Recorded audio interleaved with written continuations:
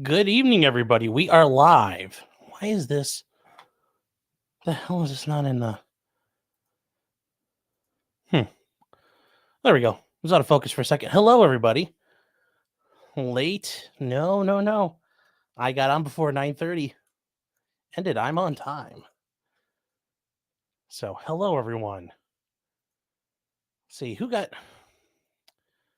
You don't count, Parallax. You don't.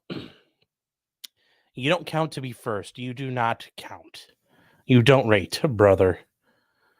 Sheeple, I guess you technically win.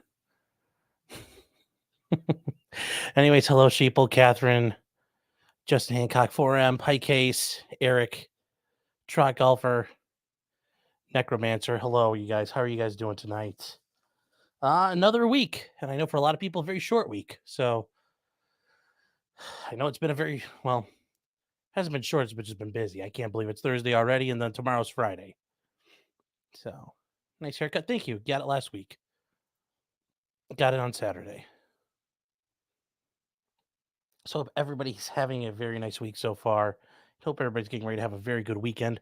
Also, guys, let me know how my sound is. I got a new microphone for Christmas, and I got a sound mixer. I don't have a sound deck. Don't worry. No. I didn't get a sound deck, I promise. I just got a little bit of a sound mixer so I can mess with the audio levels. I promise. We're not doing that kind of stuff here on this show. Sheeple Hunter says, I miss Mr. Medicare. Yeah, I do too. I miss Jim. I mean, all we could say is hope for the best and hope he gets to what he's doing. But as he said, it's not looking good. So smoke him if you got him.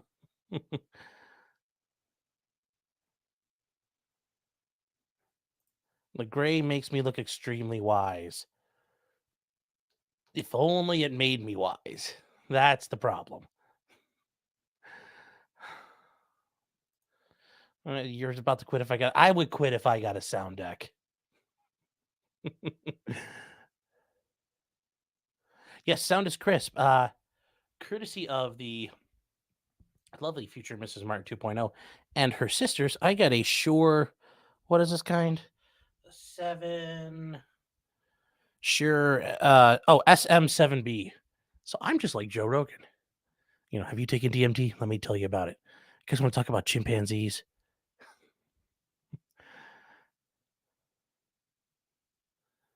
Yes, F's for Daddy Jim. Yep. So, wow, we're already 50 people in here. We're cracking along and having a real party already.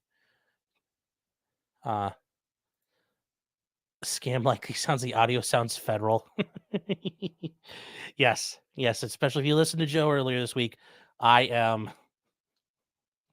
Yes, apparently I'm a fed. Bob Johnson says, have you tried hating the poor on DMT? No. You know, that said, though, one thing I will say about Joe Rogan, the whole doing like ayahuasca, that Graham Hancock talks about it too when he's on. I would try that in a clinical setting, like around doctors who could keep me alive. And then the other thing I've always wanted to do is go do like one of the float tanks. Those sound amazing, and I just need to go out and try it once. Apparently, a lot of people like those. It's a very good way to kind of free your mind. Where are the new emojis? I've been a little busy. The 6th is my birthday. Can you toast to me for not being a fed? I mean, yeah, sure, real quick. Only doing one of these. It's a school night tonight, so just a little bit.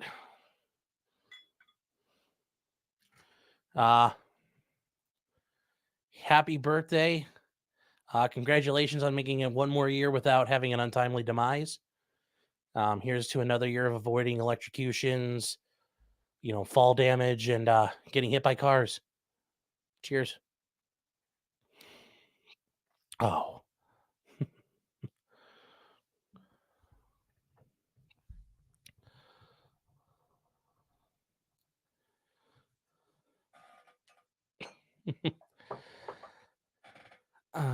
Somebody saying, I got court in the morning. Yes, I do. Well, not first thing in the morning, but yeah, it's 9 o'clock. It's That's kind of early. Are you covering the rest affidavit of Brian Kohberger today? Yes, we are. We're going to get right into that. Try to give everybody a couple of minutes. So we usually wait about 5 minutes to let everybody get in here who's going to get in here, and we'll get started. And we're actually at that point. So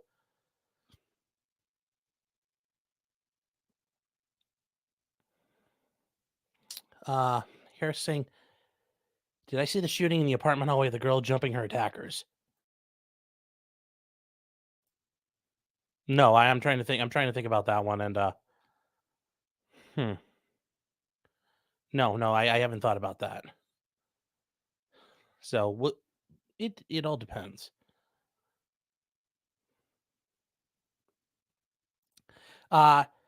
It's a crying shame you said you were going to tag me on Facebook. Well, there is potentially criminal is on Facebook. Myself, me personally, I am not on Facebook. Um, well, I was, and then at some point, I don't know what happened, but Facebook was like, you need to be able to verify who you are. I sent it, I did whatever they wanted, and they had my account froze out for so long. They said, oops, it's all gone. So I haven't been on Facebook in years now. Screw them. No hot tub stream tonight. Nope, no hot tub stream. All right, guys, it's been long enough. I think we can get started. Let's get to the thing you're all here for, the Kohberger Affidavit. Now, I've read it, and there are some things in here that are compelling, very, very compelling. And then there's other things that they sound good from law enforcement's side, but there might be a logical explanation for some of this. But let's get started. Jim is saying the last time I tagged someone on Facebook, it caused a divorce. Oh no. Oh no. That's not good. Anyways, Jim, how are you? Parallax saying, how many local slots do I have? None, and I'm okay with that. I'm okay with that. There is nothing wrong with a limited amount of thoughts. Going to Thoughterly Barn. All right, guys, so here we go. Here we go, to quote the good Joker.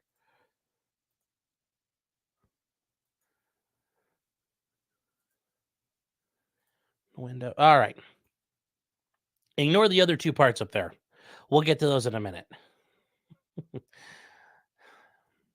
So the first is this is the actual affidavit that was released today. Brian Kohberger was brought back to the state of Idaho. Once again, Idaho, not Idaho. And this was released. This gives the probable cause for what they've done so far and why they think he did it. Now, I am aware that supposedly when they arrested him, he may have made a statement saying, did you arrest anybody else? And that's alleged. And that he may have asked to speak with the police without an attorney present and then reassert his right to counsel. I don't know for sure if that's all correct or what's happened. So we'll see. It's all up in the air. It is all up in the air for now. I apologize. This is kind of blurry, but this is their thing. This is as good as it's going to get, and it's just crappy quality. So below is the information provided by Brett Payne, who's an appointed officer within the county of Latah in the state of Idaho. He is employed by the Moscow Police Department, Moscow, Idaho, and is the position of corporal and has been a trained and qualified peace officer approximately 4 years. I do think it's interesting that he's he's only been on the beat for 4 years. Now, granted, it's Moscow, Idaho. I understand they don't have like Vic Mackey and the guys from Law and Order running around, but they didn't have a seasoned, and he might be really good. I just think it's weird that such a younger officer wrote such an affidavit like this and obviously people proofread it, his bosses proofread it, but have him putting this together, that it just, would think you'd have one of your detectives do it or somebody more senior, but whatever. I understand part of this is that he responded to the scene, but still there's other things that can be done here. So they talk about on November 13th at approximately 4 p.m., the Moscow Police Department, they responded to 1122 King Road in Moscow, Idaho.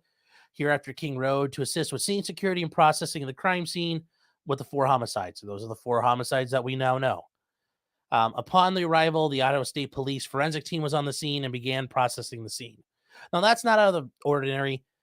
A crime scene like this is going to be massive. And even here in Ohio, if something like this happened, the Ohio Bureau of Criminal Investigation, the Ohio Highway Patrol, the FBI, they would be able to come in and provide the resources necessary to secure crime scenes like this and process them, because I can only imagine it looks like cherry filling was spilled everywhere by the time they got done with everything. Uh, so they entered the residence. They went through the bottom floor of, and this is a house that's sitting on a hill. I don't know if you guys see the pictures. It's a multi-floor house, but there's ground floor. The ground floor you can walk into from the street. They walked down a hallway towards the bedroom on the second floor. They later learned that's one of the Zana Kernodle, or Kernoodle. They went and found her belongings in there. That's how they knew it was hers. And just before this room, they could see a body later identified as hers laying on the floor. She was deceased with wounds which appear to have been caused by an edged weapon. All right, we'll get to why there's an edged weapon involved. Let's see if you guys in chat haven't caused any problems yet.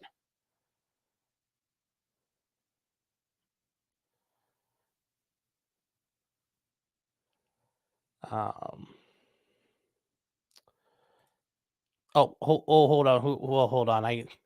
Wait, who said this? Parallax says Kohberger looks like meme copium. I'm gonna have to let him know that. That's funny. Oh no. So they keep going along and they found one body. Also in the room was a male, that's Ethan Chapin, her boyfriend, who was deceased with later wounds to be later determined. The autopsy report was provided by the Spokane. Now, this is a blank page. And the fact it says redacted and it's backwards, I think they accidentally scanned the backside of page 1. Because when you get to here, this next page, which is page 3 in the document, is page 2. So I think that may have just been like an oopsie poopsie. Otherwise, it'd be a whole page of redacted down at the bottom. Maybe I'm wrong. Who knows? We'll find out.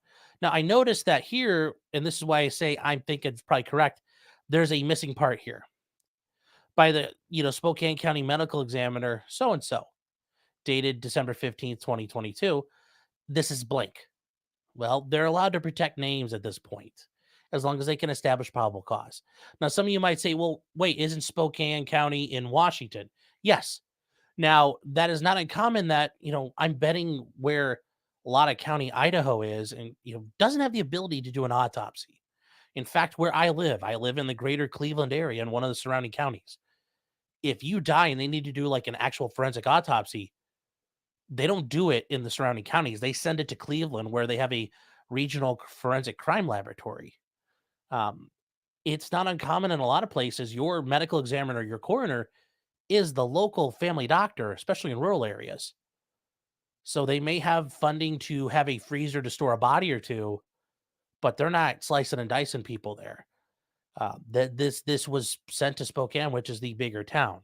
Now, I know some people were talking about Pullman and Moscow being cross state line. Is that an issue? I guess I'll just bring this up now. If you guys have ever lived in border towns or border areas, it's not uncommon to go back and forth. For example, when I was in law school, I lived in Toledo, Ohio. Toledo is literally on the state line with Michigan. People would go back and forth to Michigan, and there were suburbs of Toledo that are in Michigan. If you live, think about if you live in Kansas City, back and forth across the river. If you live in Memphis, you're going to, West Memphis. If you live wherever, there's back and forth. Reno, you go back and forth across the state lines. If you live in New York City, you're going back and forth in New Jersey or Connecticut. It's not uncommon at all to have traffic going back and forth. And being so close together, there's probably cooperation agreements already in place. Later on, they went to the third floor, which had 2 bedrooms and 1 bathroom.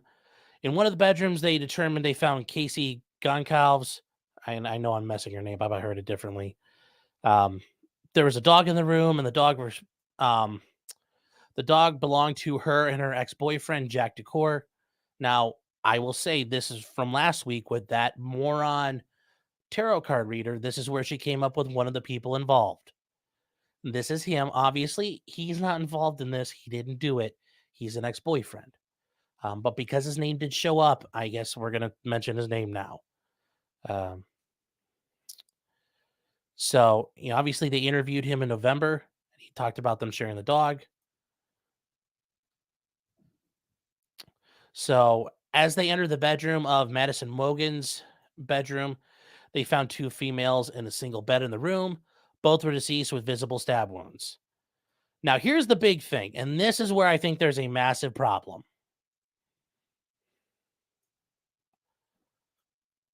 Right here. They later noticed a tan knife sheath laying on the bed next to Mogan's right side when viewed from the door. The sheath was later processed and had K-bar and USMC from the United States Marine Corps insignia stamped on the outside of it, meaning this really wasn't likely Marine Corps property, but you can buy K-bar knives and they put it on there. Why? Because idiots buy it because it sounds cool. And then later they found a single source of male DNA left on the bottom snap of the knife sheath, meaning that there's a snap that keeps the knife retained. Spoiler alert, you probably, well, actually, it's not a spoiler. You already know whose DNA this is going to be. I can't stress this enough, guys. Sanitize your crime scenes for the love of God. Don't leave things like this sitting there. If you're going to leave the sheath of the knife you probably use to slice and dice someone, make sure you don't leave your DNA on it. I mean, come on. I mean, this guy was supposed to be some sort of PhD in criminology or something. I mean, apparently he never paid attention to anything. I mean, go watch Forensic Files for the love of God.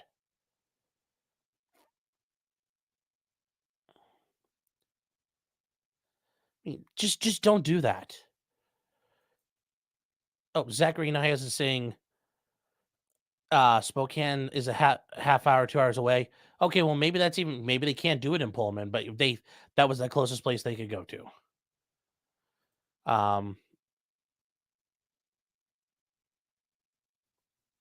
let's see here. Catherine K saying local coroners aren't usually medical doctors. I can tell you in Ohio, for example, they are. And in a couple of the counties I've dealt with, the county coroner is the local family physician who happened to run for office. So it's not uncommon at all. And I'm imagining, especially in the rural parts of the West, it's not uncommon still. Uh, oh, Mimi saying same thing about the scan page. Well, that's good. Glad I'm not the only one kind of going goofy at this point.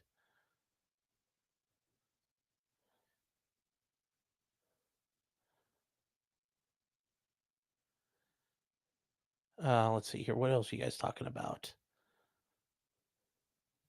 Oh, AD for $5. Who needs investigators when you have forensic psychics? Just like Sylvia Brown and her greatest hits on Howard Stern. Yeah. Yep. Yep. Yep. Yep. And thank you for the super chat. I appreciate it so much. Do not give your DNA to these databases. Well, that's a different thing there. We'll get to that in a minute. How supposedly this came through, what they were able to check against. But that's a very good point, Parallax. Now, Bob is saying he might as well have just left his ID in a written confession. Now, look, it's not the end all be all, but that is a very big problem. That doesn't mean you can't work your way around this, or as a defense attorney, am I thinking there's ways I can throw up some smoke and mirrors? Certainly, I'd be thinking about it. But this is a really hard one. You're going to have to come up with a reason why that's there. And that might be hard, but there might be a plausible way to weave this into how it could be there. Right now, we don't know. But also, we haven't heard from the defense, and we won't hear from the defense anytime soon. Crying Shame says he gets an F in the class for the day. Oh. Amateur Iconoclast says, doesn't Mark Furman live in the area? Oh, no, you guys are awesome. Oh. Porcelain Thunder saying, was OJ involved?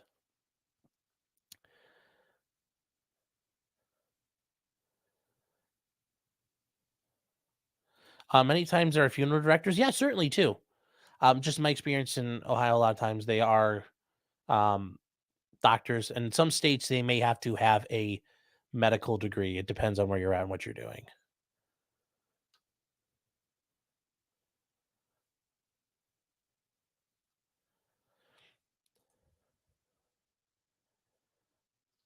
Stormcrow 900 for $5 saying, my brother was an infantryman in the Marines, got him a K-bar katana for his birthday one year while he was still in. It was hilarious. I have seen those. I have seen those. Yes, those are pretty funny. Paul Harley saying, were the two stops in Indiana illegal? We're gonna get to that. That is more to get to. Don't worry. When we've actually got a body cam video of one of the stops.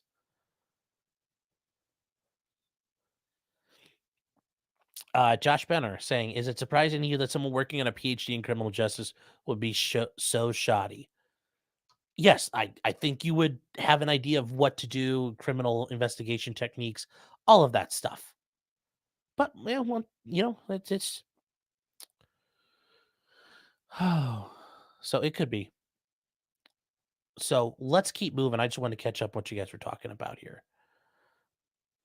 Mimi says it's harder for me to get over the roommate. Yes, and I think it mentions this in here, but if it doesn't, there were two roommates. There are two survivors. One of them actually like ran into him and like looked him right in the eyes, and that person didn't die. And it's this was a spree killing. I think he wanted to kill, and it probably didn't go the way he planned.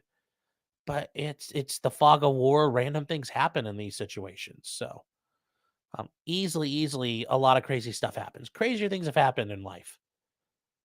But we're just gonna keep chugging along through here, guys. Let's see. Where are we at? All right. But like I said, this is very problematic. Very, very problematic. Also, I know somebody may have asked Rumble. I tried setting up Rumble earlier. Rumble was fighting me. So I can't just it did not want to get set up. So we'll just try again next week. If Rumble gets its shit together. So yes, this is a big problem. This knife sheath with DNA on it. Gonna be a problem. So after the investigation, there were numerous interviews by the local police, the state police, and FBI agents. Two of the interviews included BF and DM. They were inside the residence at the time of the homicides and roommates of the victims. The one of the bedrooms was located on the first floor of the residence. Based on numerous interviews, they learned the following: that Chapin and Kernodle were seen by BF at the Sigma Chi House, which is a fraternity on the campus, at 9 p.m. to 1:45 a.m. BF also claims that around 1:45, Chapin and Kernodle returned to the residence, and that Chapin did not live there, but was a guest of Kernodle. Gonclaves and Mogan were at a local bar, and I know this footage went around on Twitter. They were outside of a food truck, which had usually filmed their things, and people were believing that the killer would be seen in there somewhere. So there were a lot of people trying to sleuth that out on their own. But they were seen between 1 p.m. and 11 or 1:30 getting food at the Grub Truck.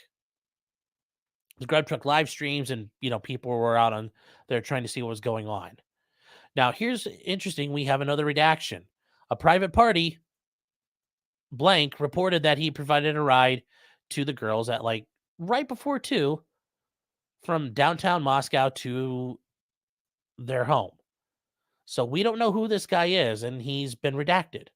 Now, certainly in discovery, are they going to learn about his name? Sure. The defense is going to learn who this guy is because he's involved as a witness to some level. DM and BF both claim that everybody was in the house by 2 and asleep or at least in their rooms by 4 a.m. Okay. This is the exception of Kernoodle, who received a DoorDash order around 4 a.m. That seems kind of late, but hey, it's cool in a college town you can get DoorDash that late.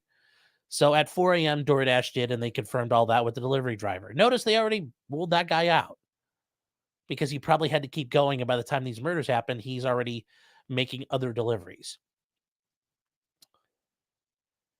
So DM stated she went to sleep, but she was woken up by 4 a.m., but what she thought was her roommate playing with the dog in one of the bedrooms. A short time later, DM said she heard who she thought was Gonclave saying again to leave something effective, there's someone here, and that a review of the records obtained from a forensic download of the phone showed this could have also been Kernodle, as her cellular phone indicated she was likely awake and using TikTok at approximately 4:12 a.m. Now, if you guys don't know that, that is something they can do. With your cell phone, they can generally tell what you were doing on your phone at that time to generally the second or the minute. They can tell TikTok was active. So that's why in some states where they talk about texting while driving, even if you shut your phone off and like clear it all out, they could get a warrant and like they could pull it up. Now, are they going to do that for a ticket? No. But it's like you were texting and driving, you killed someone. They could get your phone. They would probably get a warrant for that to say, what was your phone doing right that minute? Now, if it shows you were on TikTok or texting, ooh, that's not good. If it shows your phone's GPS was on, all right, well, that makes sense. So, yes, they can tell a lot from a phone. So it sounds like she was up and active.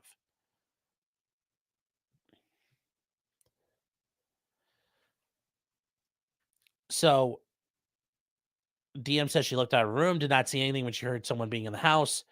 DM stated she opened the door a second time when she heard what she thought was crying from the room. And then she heard a male voice say something to the effect of, "It's okay, I'm going to help you." That doesn't sound very good to me. Somebody didn't really help too much. At 417, the security cameras there, um, just to the north, picked up what sounded like a loud thud and a whimper. And the dog's barking his head off at 417. And it's less than 50 feet from the wall of one of the bedrooms where the girl and her boyfriend were killed. She stated that she opened the door a third time, heard the crying, and saw a figure in black clad clothing and a mask that covered the person's mouth and nose walking towards her. She claims the guy was about 5'10" or taller, and a male, not very muscular. Okay. It sounds like Brian Kohberger. Kind of tall and lanky, but athletically built with bushy eyebrows. Okay, he's bushy eyebrow and looks like he's kind of a runner. Um, she says the male walked past them and then she stood frozen in shock, and that the guy kept on walking out the door, and she locked herself in a room after seeing the male. And she said she didn't recognize him, and that's when they determined around 417 or so, or around that time, the murderer left the scene. So a combination of all the forensic uses of the phones, because it sounds like they were up, people are using their phones. Sometime after the DoorDash and after this encounter at around 425 is when the murders occurred. They did find a latent shoe print, and this was for a presumptive blood test, and that the shoe print detected a diamond-shaped pattern similar to a Vans uh, type of shoe sole just outside of DM's bedroom. Okay, you know what though? How many people wear Vans shoes? A million people. How many people have been over to that house? Who knows? So is the Vans shoe a big deal? Not really, because you'd have to show. Does Brian Koberger own a pair of Vans? Can you go back through his search histories on his credit cards, Amazon? Did he buy a pair of Vans? Did he do anything like that? Like I said, we're gonna have to see here. We're gonna have to see. Let's see what you guys are talking about real quick. So we're gonna try to stop and catch up to you guys here. So, also, Mimi, I hope that answered your question about the roommate. Uh, let's see here. Then she went back to bed. Catherine, I mean, here's the deal. People, if I'm the defense attorney, oh heck yeah, I am taking advantage of that. Everything that seems screwy and weird, yeah, I'm going to take advantage of. But remember, people process trauma and crazy shit happening in their lives differently. It's always different to everyone. Um, some people, if there's like an airplane crashing, some people are going to stand there paralyzed with fear. Some people are just like, okay, I got to help. I got to go do something. And some people, just a million things will happen. Everybody reacts differently to, hearing possibly attacking and murders. You're seeing this crazy guy in your house. Everybody's going to deal with it differently. Um, Patty Letter saying people have been falsely accused of rape because DNA that was stored in a database. It has happened several times. DNA is not police work. It's lazy trust of imperfect tech. At times it can be. At times it can be. But this, it's not just there. There's a bunch of things here that on their own are not impressive, but the police put together a pretty decent case for probable cause, at least. Have they met the burden of proof yet? I don't know, but I think obviously that nice sheet with the DNA on it's bad. But at the very least, they have met the burden for probable cause, and I would give them that much. Uh, Eric Foam saying, "You two stop canoodling." Yeah, I know that's not how you do our name, but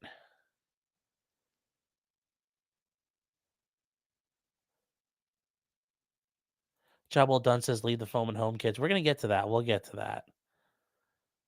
Robert Lawrence says your phone logs a lot of things. Oh, it logs a ton of things. Tons of things. TN for $5. Thank you for the super chat. Says, bringing up a mass shooting was weird. Talking to the sheriff's deputy and FBI. I know they said it was a planned trip. His dad knows something. Mm, I don't think his dad knew. It's just this guy planned things out so he could get out of town. I'm certainly that's probably part of his planning. But we'll see. Maybe his dad did know. Maybe his dad helped. Who knows? Uh, I mean, we never know. So Mimi saying why only one shoe print? That is just kind of how things work. Forensic evidence is not always 100% left every which way. So, for example, on a gun, if you grab a gun, I've had cases before, prosecuting in defense. Bad guy had a gun. It was on him, and they found it on him, or they found it near him. Well, was there DNA on the gun? No. It, just because you touch an item does not mean you will leave DNA on it. Even the concept of touch DNA, you don't always leave residue on an item when you touch it. So you could touch a firearm and go bang, bang, bang, bang, bang, bang, bang. You're not going to leave. You might not leave fingerprints. It all depends. It's all happenstance. It doesn't. That's why when police, dusting for fingerprints, they don't always find prints they can lift or find prints at all. It, there is no guarantee you will leave behind any artifacts. Now, yes, if you shoot a gun, you're probably gonna have gunshot residue. But even on a knife, you might not leave touched any, you might not leave fingerprints. There's a million different factors, and it's imperfect to retrieve them. So that's always possible, and that's always possible. More importantly, that's a very common thing. In fact, you will see prosecutors in their voir dire sit jurors down, especially, and say, "Look, you understand this isn't CSI. This isn't, we're not going to have. There isn't always mountains of DNA. There isn't always DNA." Now, why do they do that? Because I'm going to go up there and say, "Well, hey, my guy's fingerprints weren't on the gun. You couldn't find his DNA, so obviously he didn't touch it." But that's when they could point out that yes, I can. If this was a murder weapon, if this is a murder weapon right here, I'm doing all this. You would think there's fingerprints on this somewhere. There might be, there might not. There might be DNA on this. There might be, there might not. You don't know. Now, if I obviously try to if I wipe it down, that's going to take care of it. But even without wiping it down, that might happen. Um, what size shoe print? Probably the roommates. Very possible. We don't know yet. Eric Foam saying, "Why didn't he kill her though?" I don't know. I mean, I'm assuming this is Brian Kohberg's, rookie debut. It's going to be traumatic for him too. So he's probably thinking, "Oh God, I got to get out." He's like on, you know, tunnel vision of getting out of the building. You might not notice people. Maybe he felt that was enough. Maybe he felt she didn't deserve it. I don't know. I do not know. Justin Hancock says, "If there's one shoe print, does that mean they're looking for a one-legged person?" Yes, yes. The pirates running around Moscow, Idaho. um, AD saying there have been advances in forensics, Sean. Yeah, there have. There have been advances, but once again, that is still not 100% science. There are still failings, there are still issues, and that's as a defense attorney, that's my job is to point out this is still not 100%. Now, yes, if they can say, they've excluded, 99.9999999% of people, well, that's not all.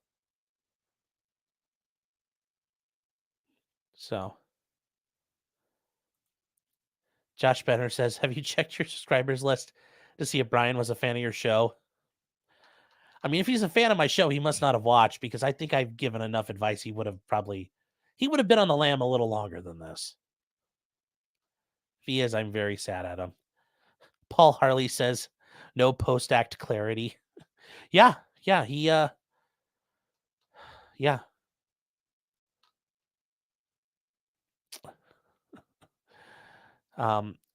Arash is saying, how do we know this is his first time?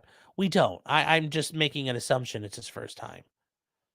Just because it's very sloppy, leaving things behind, and there's just enough there.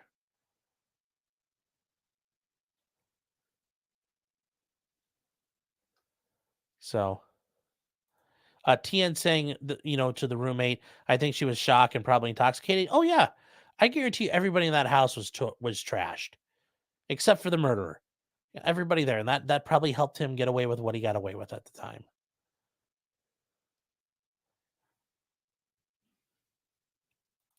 Robert Lawrence for $5. Thank you, I appreciate it.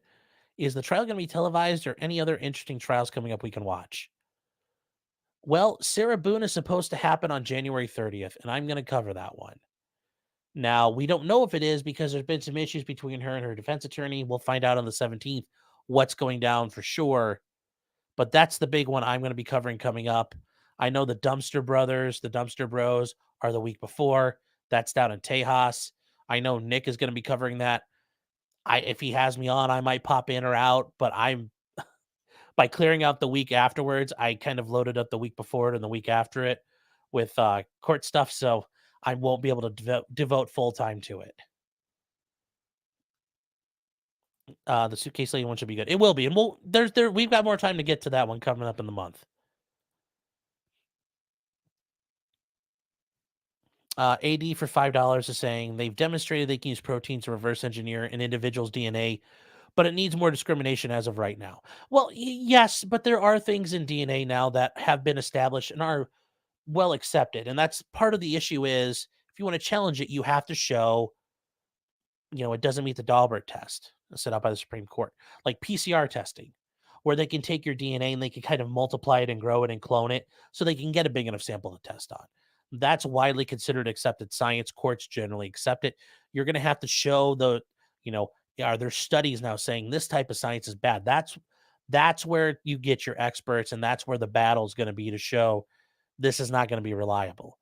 But for right now, it sounds like a DNA sample was enough they could take it. Now, we need to keep going and chug on through this. Only 37 minutes in. That's good. We're making good time. So, as part of the investigation, a search known as a video canvas. So, once again, it's cell phones, Ring doorbell cameras, security cameras, ATM cameras, everything. They're going to get cameras from everywhere. We live in a surveillance society, and we almost don't even realize it technically, although it's private surveillance. But think about your neighbors with their Ring cameras, or if you've got local security systems. That's important. Why? Because they wanted to look for suspect vehicles arriving at the residence. So they went to numerous residential and business addresses. They reviewed numerous videos that were collected, and they had conversations with the cops who looked at it all, and they reviewed similar footage. So here's what they know. A camera view of the footage revealed that a white sedan, suspect vehicle 1, was observed traveling on the 700 block of Indian Hills Drive in Moscow, Idaho at 3:26 a.m. and westbound on Steiner Avenue at Idaho Highway State 95 in Moscow at 3:28 in the morning. And the video doesn't have a front license plate. We'll get to why that might be an issue.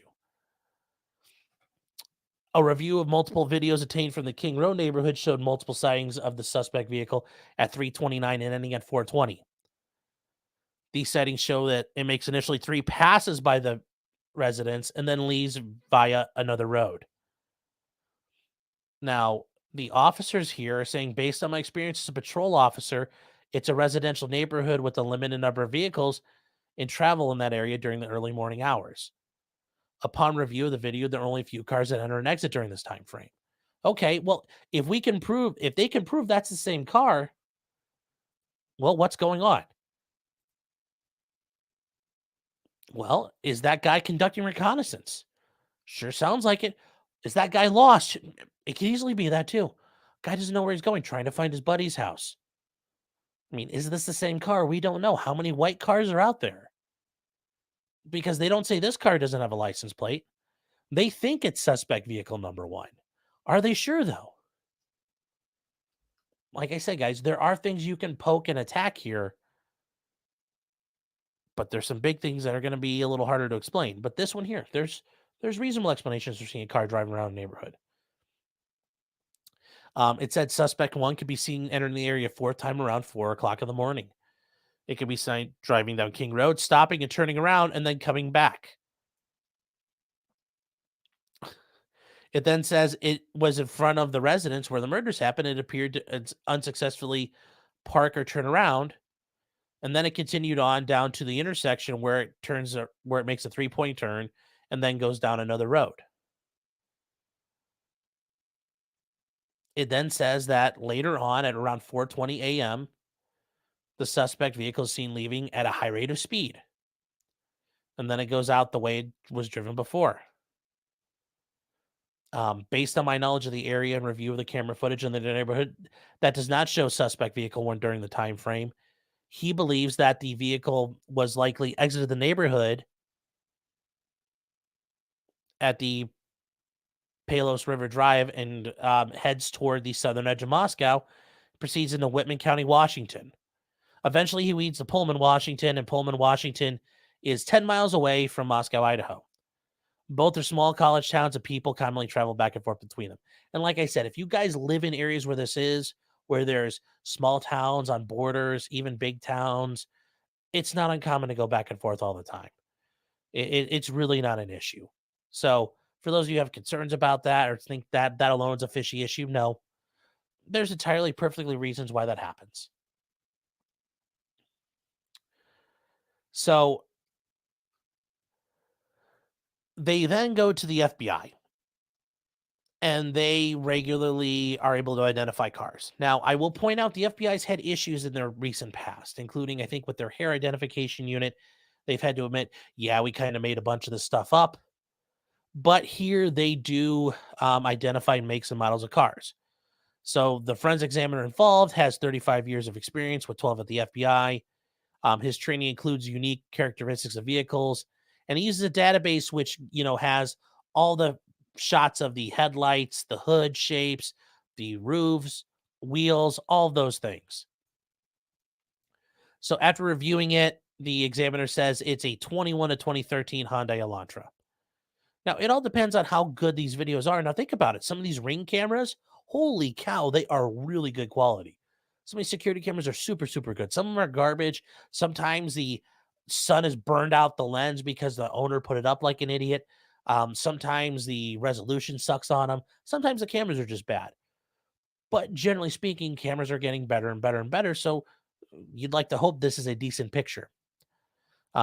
Upon further review, he indicated it could also be a 2011 to 2016 Hyundai Elantra. Okay. So as a result, the investigators then said we need to look for, this date range Hyundai Elantra in the area. So they go to Washington State University, which is in Pullman, down the road. And a review of that video shows they went to the police, said, "Hey guys, check your stuff out."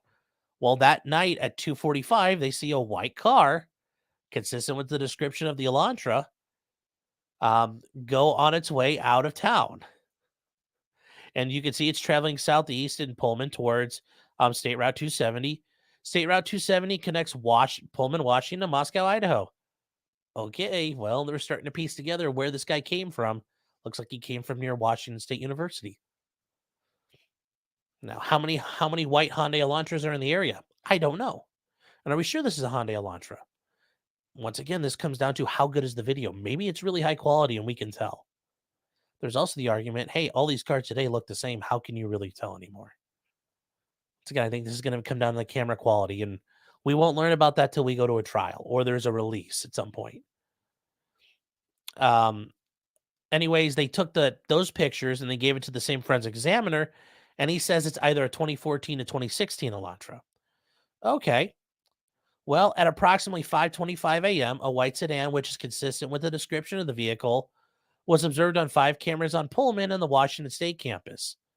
Okay, so what does that mean? This car has come back onto campus, at least to their knowledge. Now, maybe it came on earlier.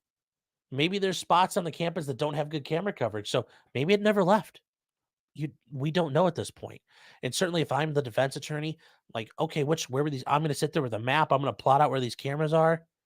Okay, where are the rest of your cameras? Are there cameras that don't work? Are there cameras that, what about these other cameras? Do we have anything on these other things? Now, you got to be careful to ask for that because they could show nothing happened anywhere else. You got to be careful about accidentally helping out the investigation. But if you can drive around and say, hey, look, these cameras are all busted out, and that's part of what you do as an attorney, you work with an investigator, but you yourself are going to look around and say, hey, half these cameras don't work. How do you know what happened? So once again, we'll find out more as we go. The first camera recorded the white sedan on Johnson Road in Pullman. It's traveling northbound on Johnson Road. Johnson Road reads directly back to West Palouse Drive in Moscow, which intersects with Conestoga Drive. So that's the road that comes right back from where this guy came from. Okay, well, now it's starting to look like, okay, this isn't just a coincidence. But they still don't have enough yet. Okay. So the white sedan shows it turning northwest on the State Route 270. The white Elantra's on cameras traveling near Stadium Way and Nevada Street, and Stadium Way at Grimes Way, Stadium Drive at Wilson Road, and Stadium Way at Cougar Way. So this car really got onto the Washington State campus. And then here this shows this is Moscow, and then I believe this is Pullman over here. And this is the state line. This is a really crappy image. But as you can see, these guys are close together. It's a very short drive. They tried to do a depiction showing the white Elantra's path of travel, not to scale. This I looked on I looked on Google Map myself and tried to map it out. You could see the car work its way through campus. All right, so that's not an issue. On right after that, they told Washington State Police at the university, look out for this car. We need to know where it's at. Okay, well, on November 29th, guess what they found? They queried white Elantras registered at Washington State University. As a result, they found a 2015 white Elantra with a Pennsylvania license plate LFZ 8649, and this vehicle is registered to Brian Kohberger, who resides at blankety blankety blank blank blank. Been redacted. Okay. It is approximately 3/4 of a mile from the intersection of Stadium Way and Cougar Way, the last camera that picked up the Elantra. Okay.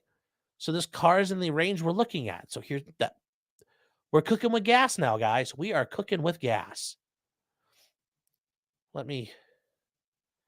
Oh my gosh, you guys are gonna don't tell me you did it. Oh, don't make this joke. You guys are horrible.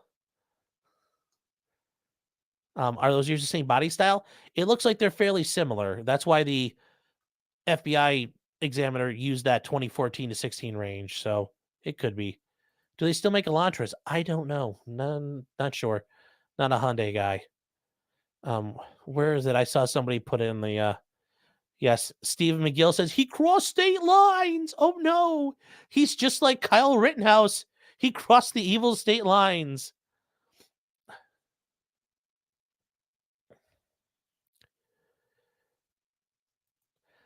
Exit Moon says, would buy a ring camera since cops should need a damn warrant. I will make them get one by having the camera record to a file server above a coal fireplace that's sealed. There's nothing wrong with telling them to get a warrant. You have every right to demand that. And they'll probably go get a warrant. But you have the right to voluntarily do it. They have the right to knock on your door and ask. And then if you don't, you don't. Eric Fulham says he brought a knife across state lines. Yes, did his mom help him? Where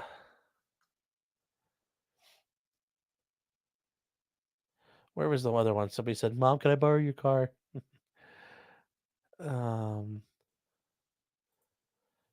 Porcelain Thunder says the pic of the car they released is pretty damn clear. They released it to the public to help identify. I didn't see the picture of the car, but yeah, if you're telling me it's clear enough, then yeah, they could find it. Then, that kind of shoots some problem. That kind of causes more problems. Makes the state's case look a little stronger. So, um,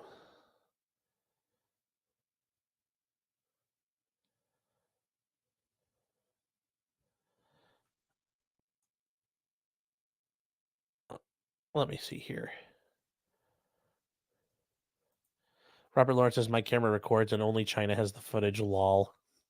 Yeah, they'll have fun getting it back from the Chinese. Jim is saying the body style changes in 2013 to 14, and originally they were saying it was the older style. Yeah, I think that's part of the issue is just better quality. They can make that determination, and yeah, even at 2013 to 2014, unless there's a massive body style change and it turns out it's a 15, that's still probable cause. So we will keep moving along here. We're getting through it, guys. We're getting through it. That same day, they were looking for the white Hyundai Elantra and located the 2015 one at Blankety Blank in the Pullman parking lot. Blankety Blank is an apartment complex that houses WSU students. Officer Whitman ran the car and returned to Kohberger with a Washington tag. Huh. But if it had no front plate,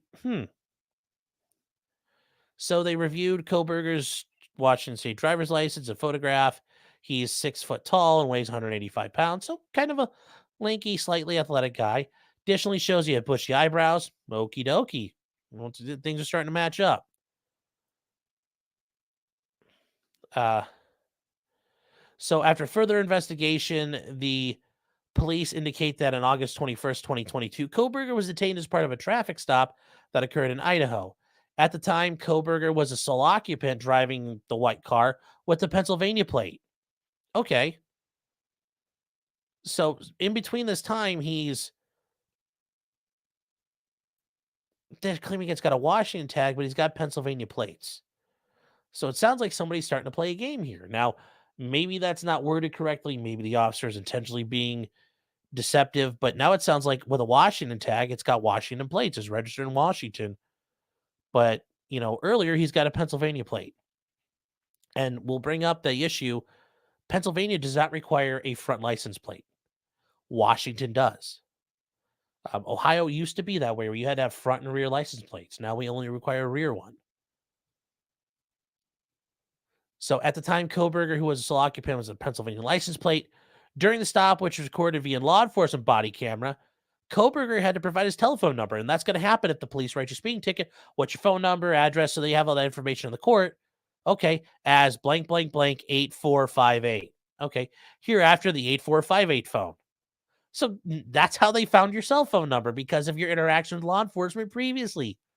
Good job, Skippy. Now, does that mean in the future, just to enable you to get more distance between yourself and law enforcement, every time you run into police, dump your phone and get a new one? Well, if you're looking to commit a murder later, that might not be a bad idea. But overall, yes, the cops are good. They know this stuff is stored now. These things are protected. They have to keep records. Yeah, this stuff builds up, guys. It's getting harder and harder. It's getting harder and harder to commit crimes. So on October 14th, he was retained as part of a traffic stop in Washington State University Police. Um, in October, he was the sole occupant driving the same car with the Pennsylvania license plate. According to state licensing, he registered the white Elantra with the Washington and received the Washington plates. Prior to this time, it was registered in Pennsylvania, which does not require a full license plate to be displayed. This is learned through communications with the Pennsylvania police officer who is currently certified in the state of Pennsylvania. Okay, well, and then the officer says, based on my own experience in communication with Washington law enforcement, I know Idaho and Washington require front and back license plates. So now they're showing it looks like he's intentionally trying to be deceptive. At least that's what it looks like to me is the argument they're making. And this is enough for an affidavit saying, I learned this information, especially something like this, which is kind of basic. It's not like he's trying to describe some advanced DNA technique. He's just saying, like, look, the Washington cops say you need a front license plate. Okay, fair enough.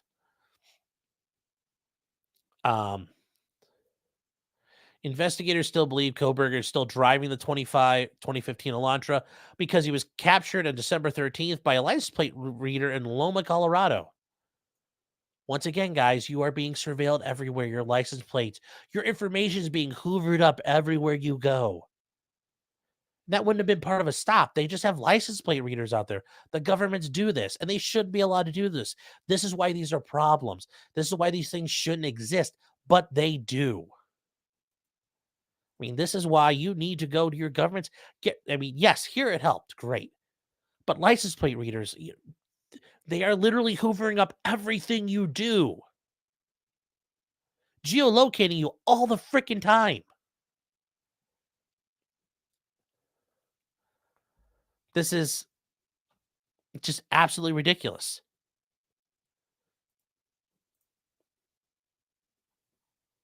Absolutely ridiculous. Oh, somebody mentioned this here. Yes. The Pennsylvania plates expired on November 30th of 2022. Okay. So they expired, but it sounds like he drove on those plates to go do the murder. If he did the murder. Once again, this is looking a little weird. It's looking a little weird, guys. I'm not saying it's the end of the world for Brian, but it's just not looking good. It's just not looking good.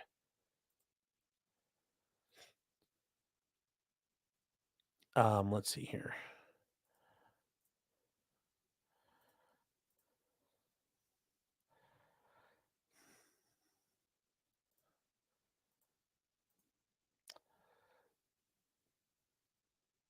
So, on December 16th at 2:26 p.m., surveillance video showed his Elantra in Albrightsville, Pennsylvania. The sole occupant of the vehicle is a white male. His description matched Kohberger. Kohberger's family in Albrightsville, Pennsylvania. Okay. And they learned that through using a search database. Okay. All right. Based upon the criminal information via the KSU website, he's currently a PhD student in criminology at Washington State. Pursuant to records by a member of the interview panel for the Pullman Police Department, we learned that Kohberger's past education included undergraduate degrees in psychology, cloud-based forensics.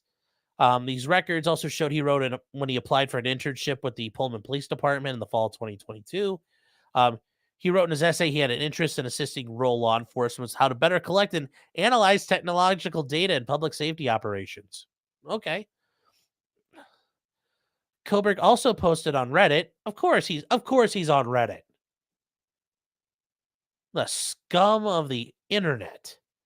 A survey which can be found by an open internet search. I did not go look. I don't want to go on Reddit. The survey asked for participants to provide information to understand how emotions and psychological traits influence decisions when committing crimes. Okay, yes, they might cause you to leave evidence behind, not go kill other witnesses and victims, and do really dumb crap that helps the police catch you. So yes, that is a yes, emotions can cause that issue.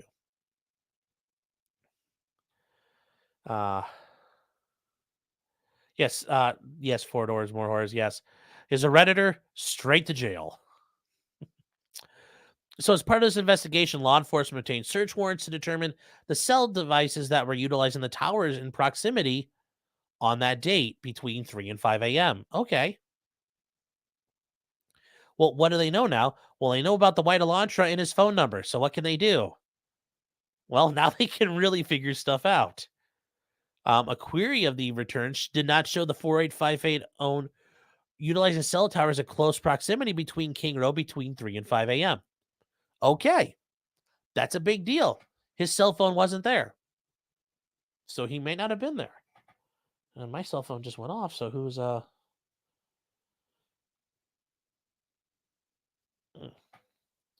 the heck?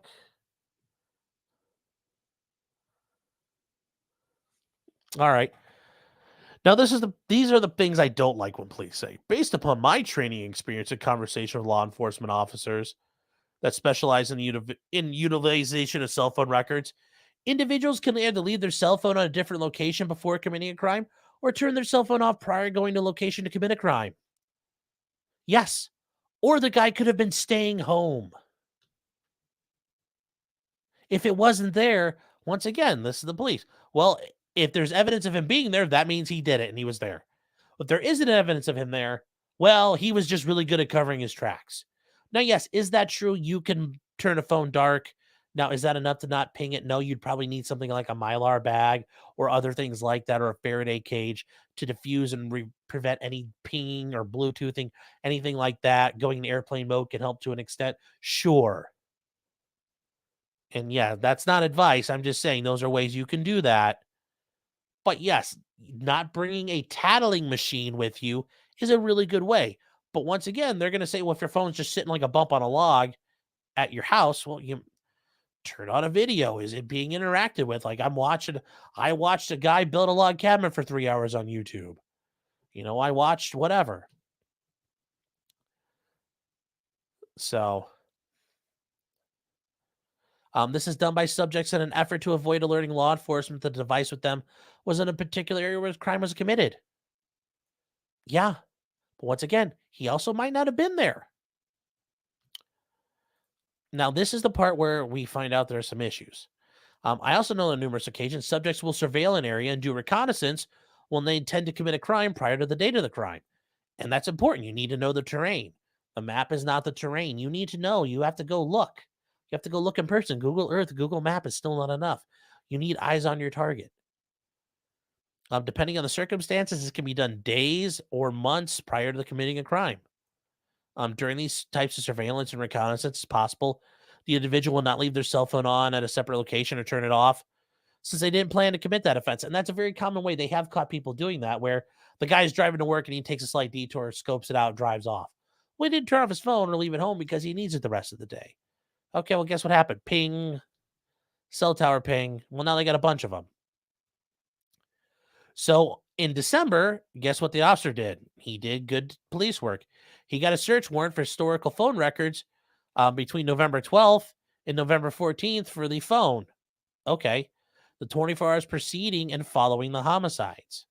All right. Well, they received the records. Okay. Well, these phones are subscribed to Brian Kohberger, and it's been opened. The phone has been open since June 23rd of 2022. Okay. Well, new phone. These records also include historical cell site information for the phone. After receiving this information, they worked with the FBI, who is a cellular analysis survey team member. Who knows how legit these guys are? Anyway, they provide field expert testimony and historical cell site information and are required to pass extensive training. Oh, I'm sure it's extensive. And practical examinations prior to being certified with CAS, as well as completion of yearly requirements. The special agent that he consulted with had over 15 years of informant or law enforcement experience. Wonder how many years lying on warrants in federal courts. And information provided, they were able to determine the estimate locations for that phone and the time period. Okay, so let's see here. At 2:42 a.m., the phone was near Pullman, Washington, at his residence. And here's the issue. Pride coverage is 1630 Northeast Road, Valley Road, apartment G201.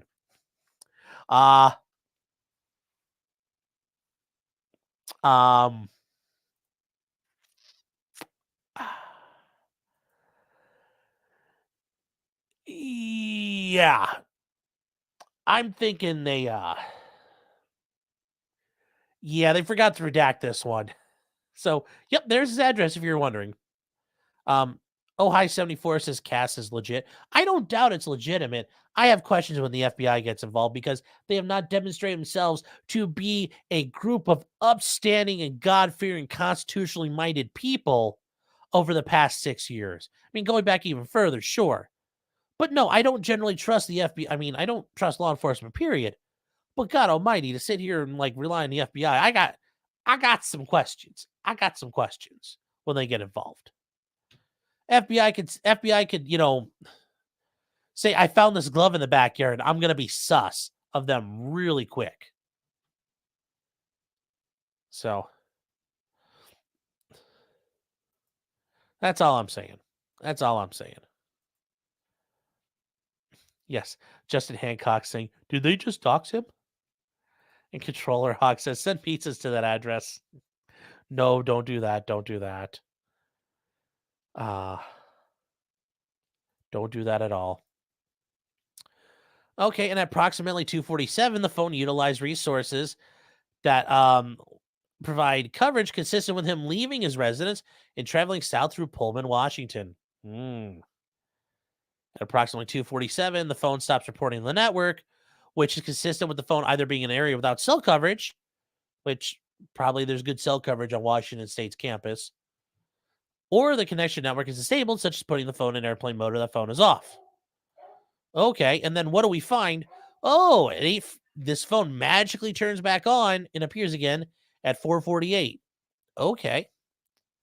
It utilizes the cell coverage of things near Idaho State Highway 95 south of Moscow, Idaho, near Blaine, Idaho, north of Genesee. Between 4:50 and 5:26, the phone utilizes cell resources that are consistent with the phone traveling south through Genesee and traveling west towards Uniontown, Idaho, and then north back into Pullman, Washington at approximately 5:30 a.m. And is consistent with the phone traveling back to the residence. The phone's movements are consistent with the movements of the Elantra that are observed traveling north in Stadium Drive at approximately 5:27 a.m. Oh boy, like I said, there are some issues with what's going on. And let's see here.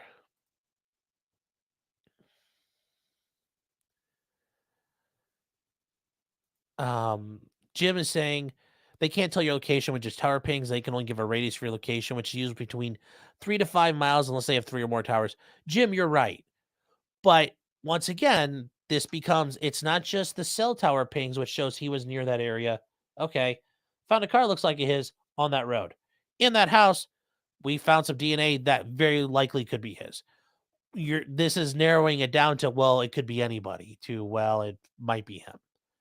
Yes, and I don't know how many cell towers there are in Moscow itself or how things pinged out. There also might be an issue. We don't know. Maybe he accidentally hit a Wi-Fi hotspot and pinged it because some people just leave their internet on and it hooks up to any Wi-Fi they find, hooks up to any Bluetooth they found. Who really knows? I don't know yet, but I agree. It doesn't just say boop, you were there. But if you're pinging in a near area, it kind of can cause problems if you're not supposed to be there already.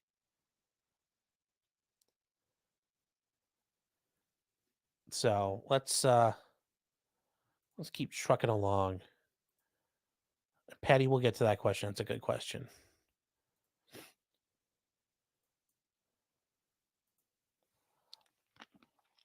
So further review indicates that the resources are familiar traveling, leaving his residence at 9 a.m. and traveling to Moscow, Idaho. Specifically, the phone went there between 9:12 and 9:21. Okay, well, and then it shows that later on, it shows him consistent going back to his house by 9:32, and that's him taking the straight path line, not taking this really big trip. Okay, and let me see here. Can you guys actually hold on? Can you guys hear me still right now?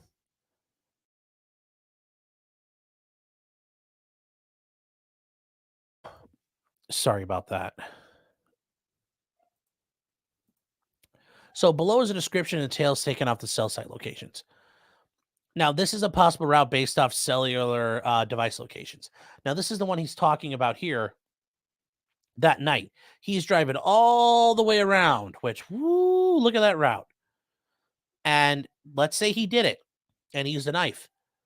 That's a lot of places to ditch a murder weapon. Now, we don't know if the police have a murder weapon or not because they haven't told us yet, and they won't release that yet. Certainly, they've got a lot of cards they're keeping close to the chest. And this is just a taste of the action so far. The investigators found cell towers that provide service to Moscow on November 14th, but they don't believe the phone was in Moscow on that date. And the phone was never connected since then. Well,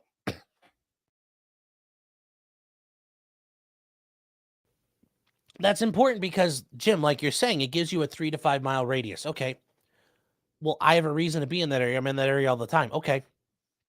So you show up and do a couple of like recon runs, do your thing, come back the next day, and then boom, you're never there again. Could be a little sus. Once again, that's an issue. Is that fatal to him? No, but you're going to have to explain that away a little bit. That's going to be hard to do. You're going to have an explanation.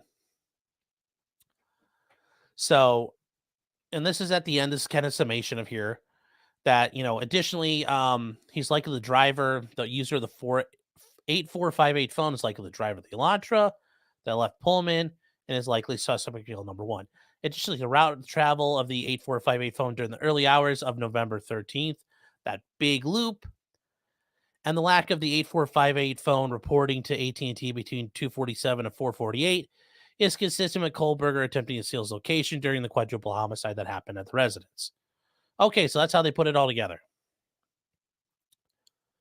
Okay, so they then get a search warrant for his historical data, and they also get a pen register to aid and determine if he stalked any of the victims prior to this offense and conducted surveillance at the residence or was in contact with any of them before the events, and any locations that may contain evidence of the murders that occurred or location of the white Elantra as well.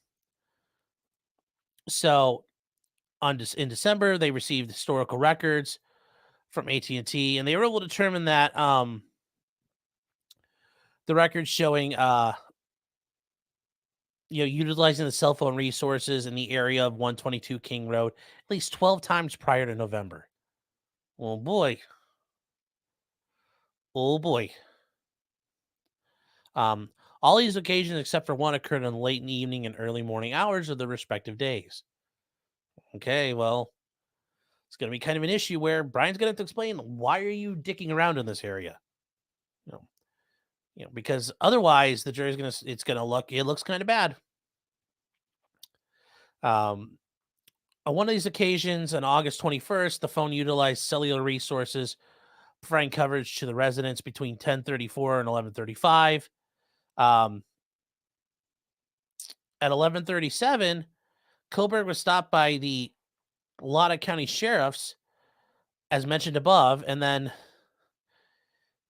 this phone was utilizing the cell resources as they talked about before. So this is that stop. So one of these occasions, he got stopped after he was doing a surveillance and reconnaissance. If you guys go back and watch forensic files, this happens a lot. You get caught before you even get there, and you know. I'm just saying, if you guys are going to do something and you run into the cops, that's it. You're done. That op's over. Much the same way if you're conducting like a guerrilla operation and you actually run into local security forces in that area. Op's done. Can't do it because now they're going to know, hey, who do we interact with? So just free tip there. Free tip there, Habibis. Never know when you'll need it.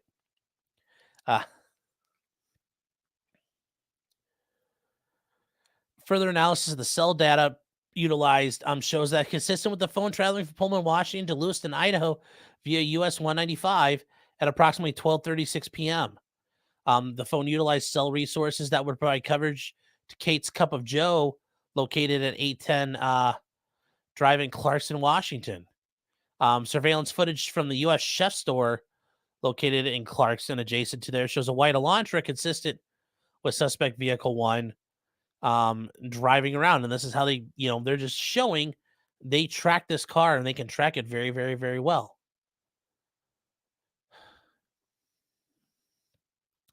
At 12:46, they utilized cell tower area, or they utilized cell data area in Clarkson, and they showed that out to a Albertsons store.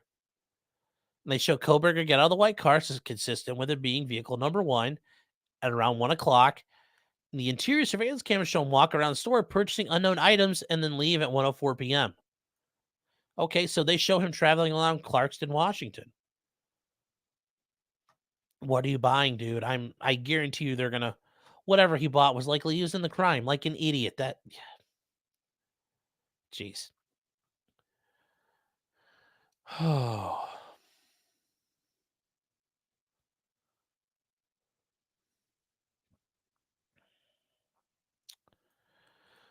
It's just Come on, man.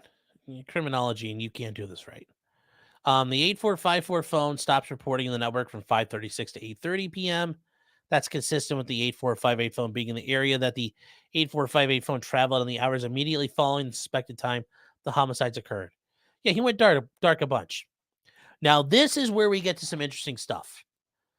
On December 27th, the Pennsylvania agents recovered from the trash from the Kohberger family residence located in Albrightsville. That evidence was sent to the state lab for testing. They are allowed to do trash pulls.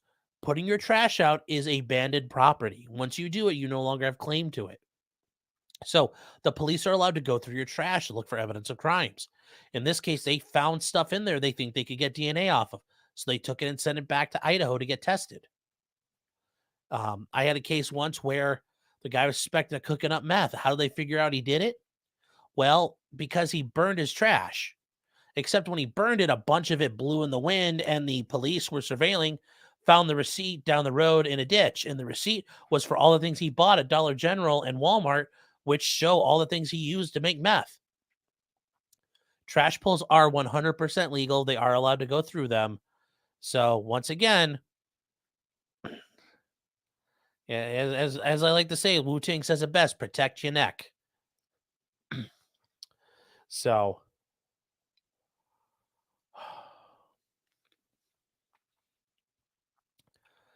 on December 28th, the state crime lab reported the DNA profile obtained from the sheath as a male not excluded as the biological father of suspect profile. At least 99.98% of the male population will be expected to be excluded from the possibility of being the subject's biological father. So what does that mean? They use familial DNA. They use familial DNA because his dad lives there. Okay, well, your DNA and your father's DNA, your mother's DNA, there are matches because that's how they make you. You're part of your mom, you're part of your dad. Despite what they may say, you're not part of Z and Zer, you're part of him and her. There's mommy DNA, daddy DNA, and they combine to make you. So familial DNA. Now, this also means familial DNA if you have a niece or a cousin or a sister who does 23andMe. Guess what the police do? They probably already they're going to take that DNA they found and already ran it through 23andMe and Ancestry to see if they got a hit there. They may have gotten a hit there too. It's very likely nowadays, the amount of people who do it.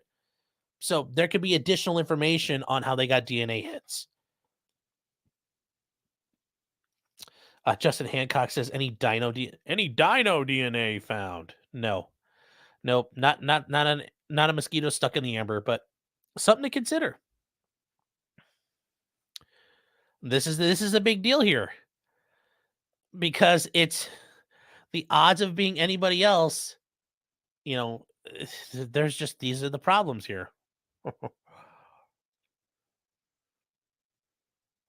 Based on this information, they requested a warrant for Brian Kohberger and 4 counts of murder in the first degree. And Idaho does have the death penalty, so whew. No, we're not saving the changes. All right, so yeah. Yep. This is Chaucer and Frost, once you get to more than 6 relatives removed, the amount of DNA you share is no more than you and an average stranger on the street. True, very true. But when it's your parents, oh my God. A lot of there. Yes, do not do 23andMe, do not do Ancestry, because they give that stuff away all the time. Germs is an idiot, says every bag of trash should be anonymous. Just because it's in your bin doesn't mean it's yours. Make them prove it. Well, they're going to be able to prove it by saying we pulled that trash. And you know what they're going to do? I guarantee you at some point now, at least, they've gone to his dad with a warrant saying we demand your DNA. And they've done it. And they've shoved it in there, got a buccal swab, shoved it in his mouth, rubbed it on the side of his cheek, pull it out, and they tested it to say, yep, that DNA we pulled out of the trash is his DNA. If they haven't done that, I'm very surprised because that's sloppy work. That's easy to do. Button that up. If the prosecution hasn't ordered that already, they should have. That should be done to button up their case. But I agree. You're going to make them prove everything. It is far from a home run, but oh my god, there is a lot against him. And I know it's crying shame. You're wondering what I'd say. Like this is not looking good for Brian, but all is not lost. All is not lost. Uh Jim is saying anybody who's doing anything questionable should be using a burner phone and dumping it every week so they can't get any pattern historical data to track you. Yeah, the problem is though, you gotta get those phones without leaving a trail. So it's again, it becomes an issue. And not only that, your car, if you have GPS in your car, that could become an issue. If you have things like Easy Pass, okay, that's an issue. The neighborhood you live in, where you're operating, phones, Ring, all those things are problems. So there's layers upon layers. It is hard to operate as a gray man. It can be done, but it's not easy. And if you really want to learn how to be a gray man, Tactical Wisdom is a YouTube channel here run by Joe Joe D. He's really good. You could probably figure out some tips, and he's got some books on how to kind of be a little gray, and also wouldn't hurt to look at like what do people do, like the semi-illiterate mud farmers running around Afghanistan. How do they kind of hide from the U.S. at times? Might help you. So take notes out there. Let me see here. The parents' DNA is interesting. Well, it's one way to get it. It's one way to do what you can. A job well done says he probably uses card. Yeah, but you're already on camera, so that's an issue too. A job well done says a Kriegler coffee. Yes. Stephen McGill says, I hope he admits at some point his reasoning for going back. Well, he's probably going to talk to his attorney about that. Controller Hog says, again, the level of surveillance on a person is staggering. Yeah, it is. It's absolutely mind blowing. Mind blowing the amount of surveillance that's out there when you actually sit down and fathom it. Let's see.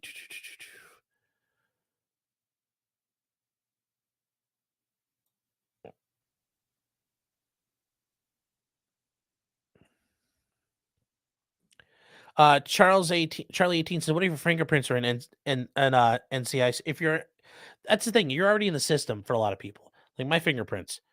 When I want to get a concealed weapons license, okay, my fingerprints went in. When I went to take the bar, my fingerprints went in. If you're in the military, your fingerprints are there. Your DNA's there.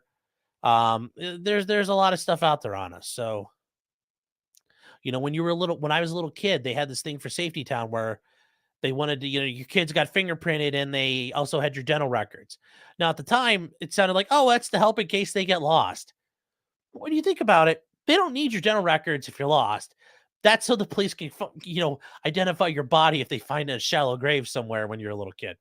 Uh, but like my fingerprints, I'm pretty sure, and this is where I think my dad actually got a hold of these when they did them. They did our fingerprints like, oh, it's great. My dad's like, yeah, we'll take those. And my dad's like, you guys aren't having my kids' fingerprints because unlike a lot of things in life, these are the same no matter how old you are. That's your fingerprints are the same.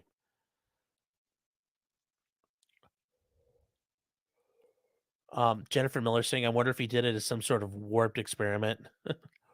um, yeah, yeah, yes, he's like, jokes on you. This is all for the pursuit of learning. Uh, Scam likely says based. Yeah, yeah, yeah. Papa Martin's a base man. Papa Martin's a base man. Learned a lot from him. Learned a lot from him. Perry UK True Crime says my kids use fingerprints to get lunch. Jeez. Oh. Oof. Rich G says jokes on you. I burned mine off. Uh Germ's an idiot. I changed my thumbprint. All I had to do was deglove my hand. Ow. Yeah, well, yes, Eric saying this is a social experiment. Oh yeah. Yeah. That's now there is someone had mentioned this. There's a lot of funny business though that happened in this case. And Paul Harley brings this up. There were 2 traffic stops in Indiana. It's widely believed the FBI got the Indiana police involved so they could identify him and supposedly in one of the cases look at his hands during a traffic stop.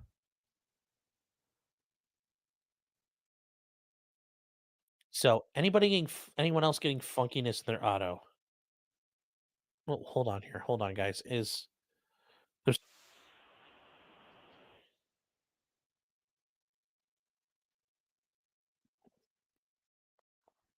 is that better? Let me know if you guys can hear me. It stopped. Okay. All right. Well, what we're gonna do is we are going to show, and like I said, the FBI was involved in these stops, so there's some issues about pretextual stops here going on. Um, we're gonna watch this. It's interesting. If you guys want to see him, it's good now, but it keeps cutting in and out. I don't know. I'm about to figure out what the hell's up with this sound mixer thing, but I'll keep working on it. So this is what we're gonna do, and I'll give all credit to Brian Eaton from News Nation for that. Certainly it's his. Oh, from Hunch the Dirty Roofer. Let me $5. Thank you so much for the super chat. I appreciate it. Um, had a bad incident with my hands soaked in xylene and an open flame. Let him go looking for my fingerprints. That is one way to do it. That is one way to do it. But yeah, that'll yeah. Perry's saying the FBI denies it. Yeah, and once again, do you trust the FBI? Do you trust the FBI? They are not in that category for me, and I don't think they'll ever be in that category again.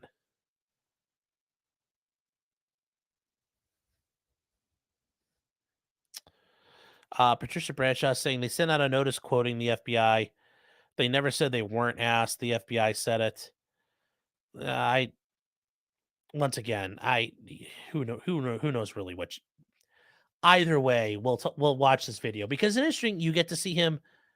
Yeah, you get to see the car too. Be interesting. So let's see. We're gonna hide this. So once again, this is all credit to him. We'll pop this open and here we go. Oh, also notice, what do we see? A Washington license plate now. Although trying to drive across country with bogus plates would be a bad idea.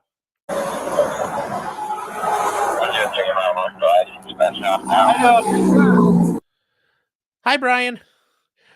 There's Brian, and there's his dad, and they were driving back across country. You should go off the state police, have your license and registration. Remember, I stopped you when you were driving by me there. You're a little too close to back that semi. One car in the back of this trailer.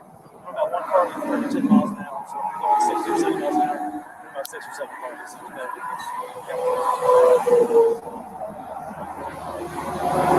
Oh, you guys did? Yeah.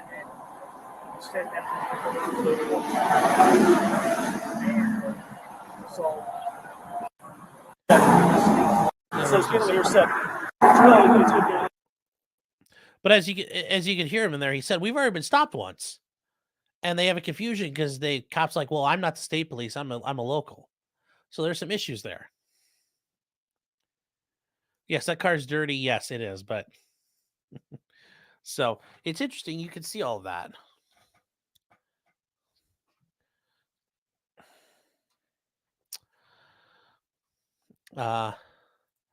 Jim Satala is saying a lot of people don't know this, but you can literally erase your fingerprints by repeatedly using harsh disinfectants on your hands. But remember, in the age of COVID, it's good to wash your hands. Dr. Fauci said that, so wash your hands. If you have to use harsh disinfectant, you might have an issue with your fingerprints. The more you know. D Soul for $4.99. Just because he did it doesn't mean he's guilty, right? You're a funny guy. That's true. By the way, the NIH has my DNA. I'm marked.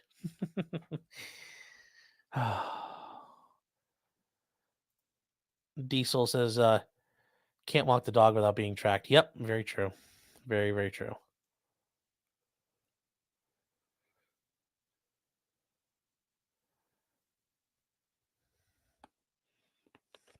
So that is kind of it for there. And we'll see what happens going forward. Like I said, that was a lot to cover, guys. I know we were on that for a while, but there's a lot to go over there, and it's huge. Uh Certainly they probably got more up their sleeve, but we'll see as we go forward. The next thing, Sam Bankman-Fried, SBF, our boy. So as we talked about last time, he has a $250 million bond he has to post.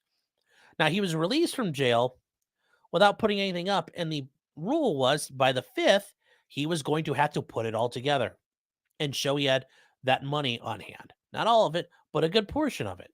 Well, his parents were putting up their houses, which weren't worth much. So we were wondering, and I know we talked about this last time, where's he getting all this damn money?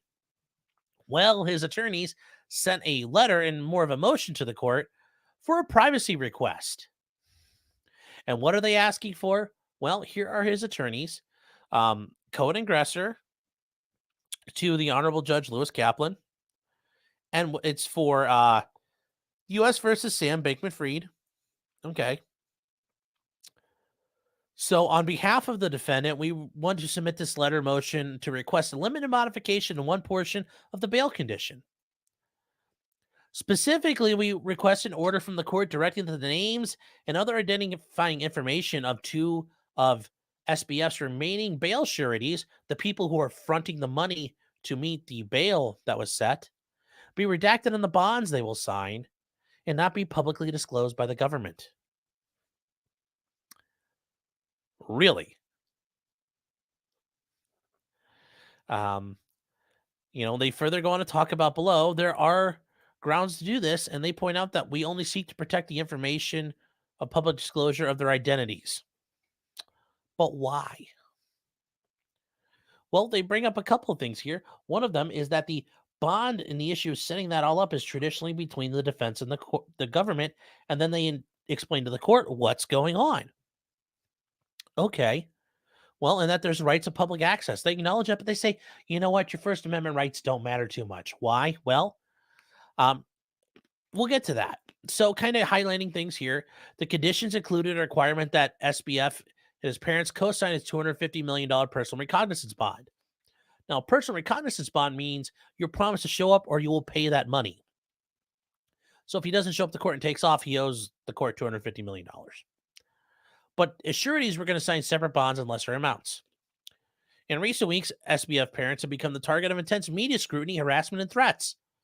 Gee, I wonder why, because it sounds like you're in cahoots with your kid in one of the biggest scams ever in frickin' history.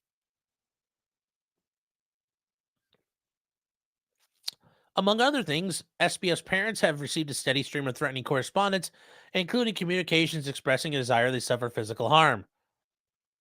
Wow, not surprised at all. Obviously, they have similar concern for these sureties are going to put up money. So they talk about here that there is a common law right of access to public courts and judicial documents. And they claim that there's, and they say, well, you've got all these rights, but, and we're going to go here.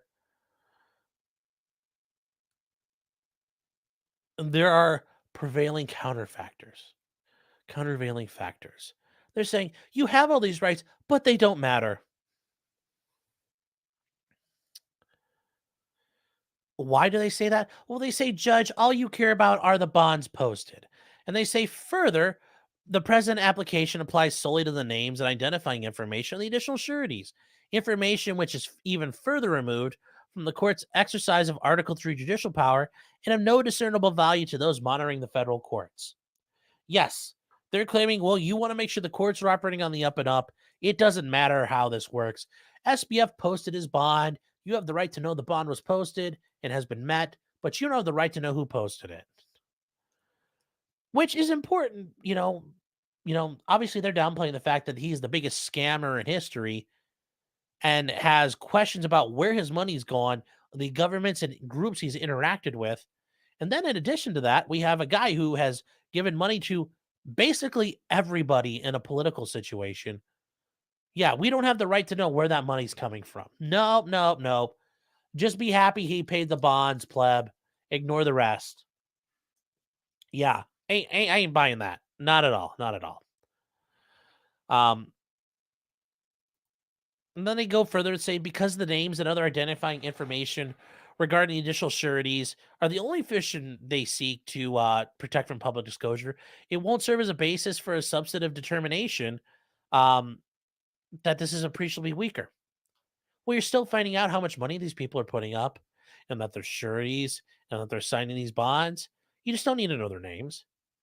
Really, we don't need to know where this money's coming from. This guy who squirreled away how much and who's got it. They talk about the countervailing factors. If the two remaining public sureties are identified, they will likely have be subjected to probing media scrutiny. Yeah, we should know this. We should know who these people are. Do they have any connection to him? Certainly, if they're fronting millions and millions of dollars in his name and they're willing to co-sign for this stuff, who the hell are they? And what do they know about SBF? How are they related to him? Because certainly they aren't just some rum-dums off the street. We do have a right to know who the fuck these guys are. Oh, shit, it's not up on here. Damn. Oh, fuck. I'm fucked up, you guys. My bad. My bad. My bad. Okay, we got to go back up a little bit. They claim that, sorry, here's, God, I fucked this up. Sorry, guys. So here's a letter. It's available. Here's the court case if you guys want to see it on Pacer. Here's what's going on with that. It's only 6 pages long. They talk about seeking the disclosure and the protection here. I'm going to get back down to where we were, and I'm sorry about that. The two remaining sureties are identified. People are going to have questions. You're right, because we shouldn't have questions. We shouldn't want to know what the hell's going on. Who the hell are these people? We shouldn't know that. Of course. That the plebs don't have the right to know who these people are.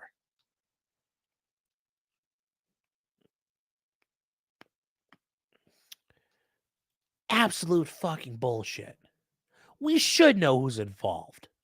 Where the hell is he getting this money, and who the hell are they getting this money from? Did they get it from SBF? Is this money that's been just sloshing around? Is this money from a politician? Who? Is this money from the Ukrainian government when they pissed away all their aid money in FTX? I mean, who the hell is involved? Now, one of the cases they use that helped where they talked about the bail being not known was United States v. Maxwell. Yes. Which, if you guys are keeping track at home, that means Ghislaine Maxwell. It's nice to know that happened and we didn't really know about it at the time, but her bonds were secret. Who put up her money? Well, we don't know. Yeah. Yeah, Brent, as you're saying. Yeah. Bruh. Yeah. Yup. 100%. Bruh. Yeah, really gets the noggin jogging. Yup. It does. The privacy interests here are equally strong in light of the intense ongoing media scrutiny and peripherally involved parties. Yeah, there's a lot of people involved. This guy has caused untold billions of dollars in damage. Trillions, possibly. We have the right to know who the hell is involved at this point.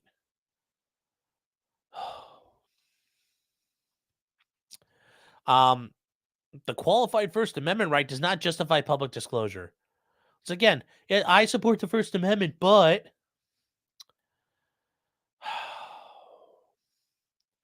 and they say here, while the press and the public can typically attain access to bonds, public access to the names of sureties won't play a role in the oversight of the bail conditions. Well, yeah, it will, because we figure out if these people are helping them, they might help them escape. And they might piss away that money and take the risk. Yeah, no, there's no introduction or knowledge helping justice here. I mean, all the foreign entities involved, there's so much going on here. Who controls what? That is a big, big deal.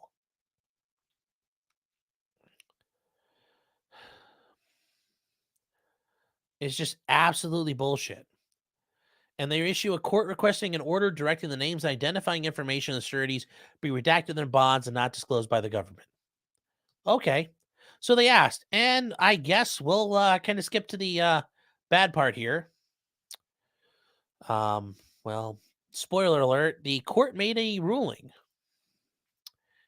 And once again, guys, if you have never seen Pacer, this is Pacer. It is absolutely awful. This is for the Southern District of New York. This is not my, this is all them. Okay. This is the minute entry for the proceedings before Judge Kaplan. Okay. So the letter application dated January 3rd to redact names, identity information for certain bail sureties was granted by the court without prejudice to any application and release the names and addresses as otherwise ordered. Any such application shall be filed by motion no later than January 12th.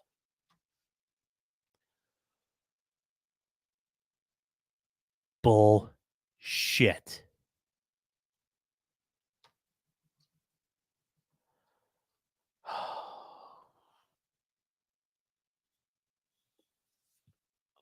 Absolute bullshit.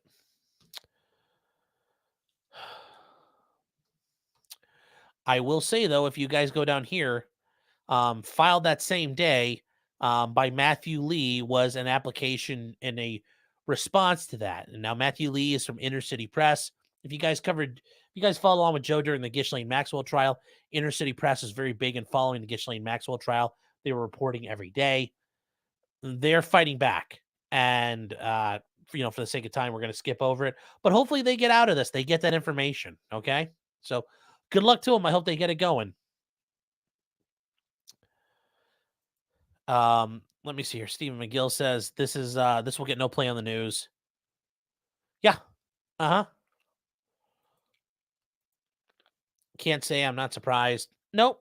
That's 100%. Um yeah, Sweet Tooth saying yes, us plebs would get raked over the coals. Certainly we would.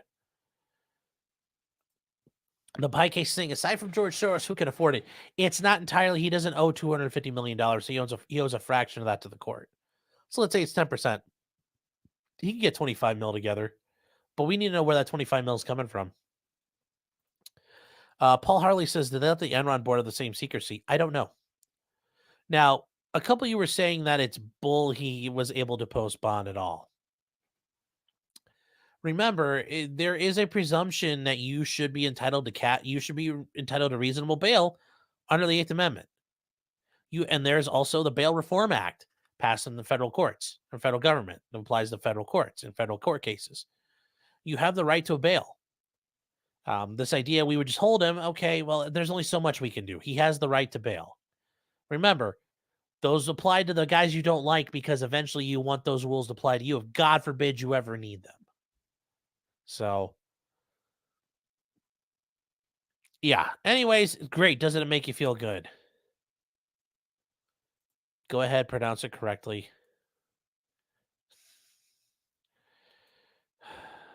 Paul Harley says, just not the January 6th. Hey, no disagreement from me here. No disagreement from me here at all. Yep, same thing, Charles. You're correct.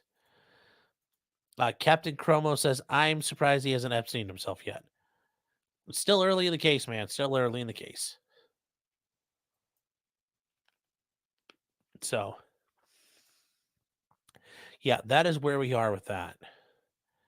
Okay, what else we got today? Oh, the McCluskeys. Yes, if you guys don't remember the McCluskeys from the Summer of Love in 2020, who made such a Chettian stand with the protesters who broke into their private area, their private gated community.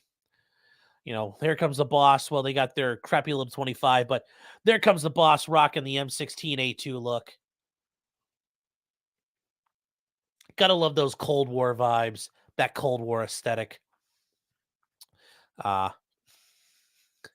So they were charged with a couple of crimes involving being used in the firearm by the DA for St. Louis. Eventually, things got to the point where the governor of Missouri got involved and pardoned them. Now, the pardon is a full stop. Everything's done. Yes, Ken and Karen McCloskey. Yes, they The heroes that we deserved, not the heroes we needed. So they were pardoned for their waving guns, and they will not get their guns back, though, the judge rules. Now, even though they were pardoned, um, that doesn't take care of anything in a plea agreement. And that's an issue. A pardon is a absolvement of the punishment. A pardon doesn't wipe out your conviction. It's still on a record. So your record's not automatically expunged. If you're pardoned, you're just no longer under the disabilities. So, for example, if I rob a bank and then I'm pardoned, I'm no longer the felon. But if I had to pay fines and cost, I mean, I had to pay those. If I had to surrender, let's say, for example, I used a shotgun and the courts demanded I forfeited that weapon. The courts ordered that weapon forfeited and destroyed, which I'm betting by this point those guns were destroyed. I can't imagine they're still around. Well, they're destroyed. You forfeited them, you relieved them, you don't get those things back. What they do get is they can say, I am no longer a criminal. Now, they would have to say, yes, I was convicted of a crime. Okay, sure. But they were pardoned, so they're no longer a criminal. Now, can they go back and try to get their record sealed or expunged? Sure, I doubt it's going to happen given the political climate of their area. But for now, they were convicted. He was convicted. But he's been since pardoned. So, just some interesting information there. Under the plea agreement, they were ordered to hand over their guns, the AR-15 and the Bryco pistol, pay a $750 fine to cover court costs. The government seized the guns on June 21st, and they paid their fines. Less than a month later, they were pardoned. So it takes a long time for the courts to get through once you get this extra post-conviction relief, which a pardon is a post-conviction relief, but they're just not going to get it back. And, ultimately, at the end of the day, you got pardoned. Take your ticket. But hey, I don't blame them for going back to ask for them. Why not? The worst they tell you is no. Are they going to get their court fees? No, you don't get them back. You've already paid that. It was part of the agreement. Or are you going to stay on probation? No, once you're no longer subject to the punishments. So let's say you are put on probation for 5 years, but the day after you get put on probation, the governor gives you a pardon. Or if you're convicted federally and you're put on probation, the next day the president gives you a pardon. You're done. Punishment stops. The punishment includes the sanctions from the court. That punishment does include your probation. That's a sanction. That's part of your conviction. That's part of your punishment. You no longer owe those things. So if I was charged with, a crime and I had to pay $10,000 worth of fines and I hadn't paid them yet, and I paid and I got the next day I got pardoned, I no longer owe that fine. I no longer owe any obligations to those courts pursuant to that punishment. But I still am convicted. And my record would still show that I was a convicted of a felony. But now I'm pardoned. I'm no longer subject to any of the restrictions, such as not being able to own guns, not voting, not having, for example, my ability if I had a professional license. Getting a felony could put that in jeopardy. But if I'm pardoned, well, they still might be an issue with your licensing board, but at least your felony is not an automatic disqualifier anymore. In addition, this may allow you to get into other countries and travel because some countries do not let felons in.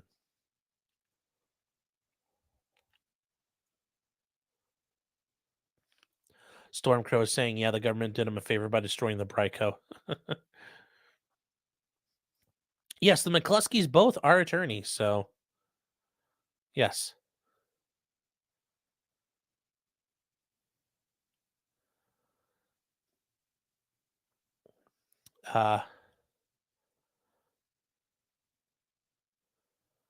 Germs and saying he's pointing a rifle at his wife. No, he's not. That's just a camera angle issue. That's an illusion from the camera.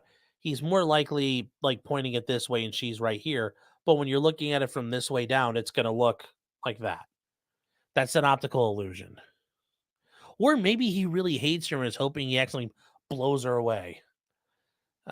Did they pull their law licenses? I don't think they suffered any sanctions from the Missouri Supreme Court or governing agencies. Those are a little more right-leaning anyway, so I don't think they suffered any issues from there. So that was just a really quick blurb about what happened there. Let's see what else is there. Oh, Dana White. Uh, so yes, Dana White. Dana White was seen around New Year's Eve uh, with his wife, and apparently him and his wife were having a disagreement. And at some point, it looks like Dana White's wife did not, she didn't understand the assignment. Put it bluntly. Oh boy. So, and in this case, he was seen, he's calling for an apology. There was no excuse. He claims that he hit her because he was a little sauced when they were down in Cabo. Okay, well, we're not going to listen to the sound on this just because it's there and it's from TMZ Sports, giving them full credit for it. But we are looking at through it through the Daily Mail. Hopefully, we get away with it. But as you see, that is Dana White and that is his wife, and they're talking. She might be saying, "I love you, my sweet. I love you so much." And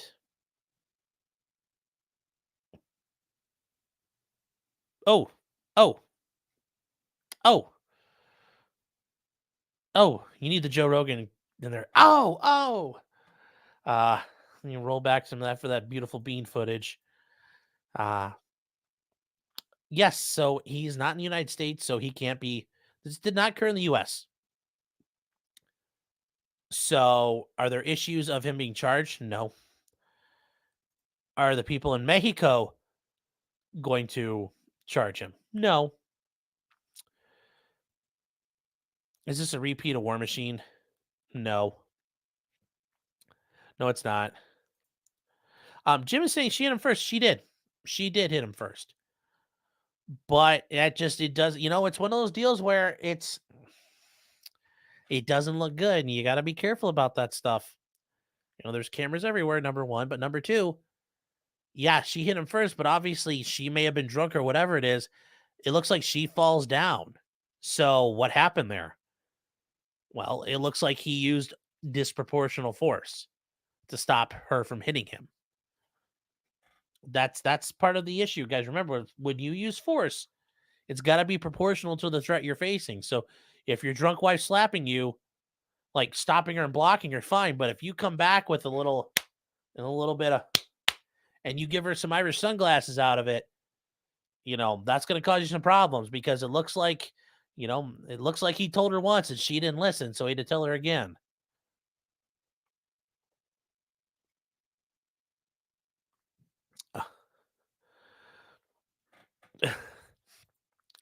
Senior Spielberg says, "Nah, bro, those were just some love taps."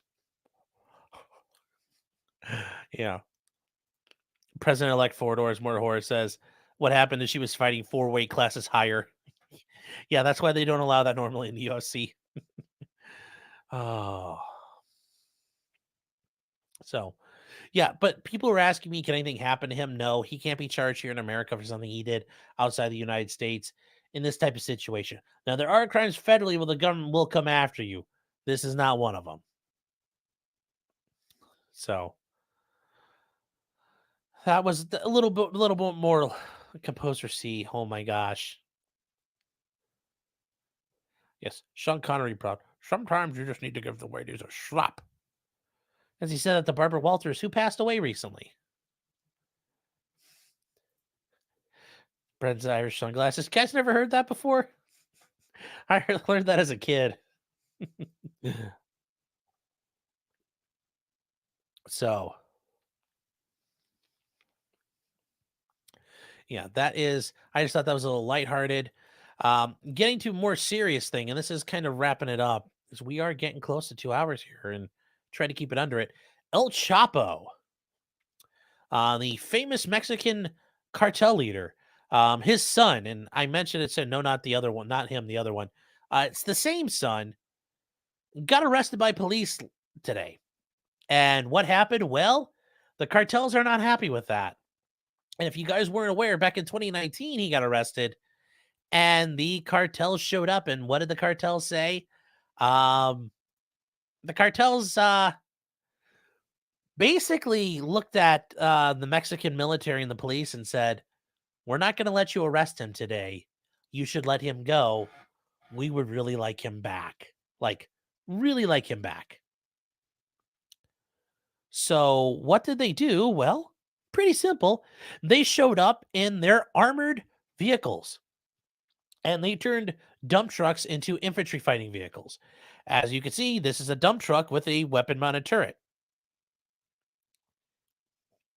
And what do you see here? You see here a dump truck with a guy with a 50 caliber machine gun in the back of it on a pintle mount. I mean, Jesus, I see what you do for other people. I wish you could do the same for me. Lord, please hear my prayer. I too want an F-550 dump truck with a 50 caliber machine gun.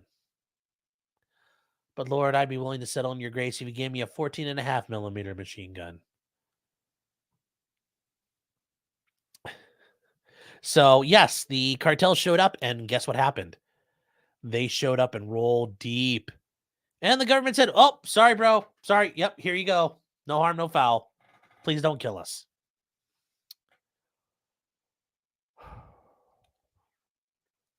Well, guess what happened again?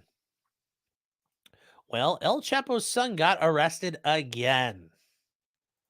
But this time, it's gotten a little spicier. And how spicy? Well, spicy enough. Deadly riots gripped the Mexican state after the drug arrest. And Oviedo Guzman Lopez is, El Chapo's son. And it's in the state of Sinaloa. Sinaloa. Sinaloa. For those of you keeping score at home, Sinaloa is not a very nice place. And they are home to the Sinaloa cartel, which are also very not nice people. Probably some of the not nicest people down in Mexico, just to put it nicely.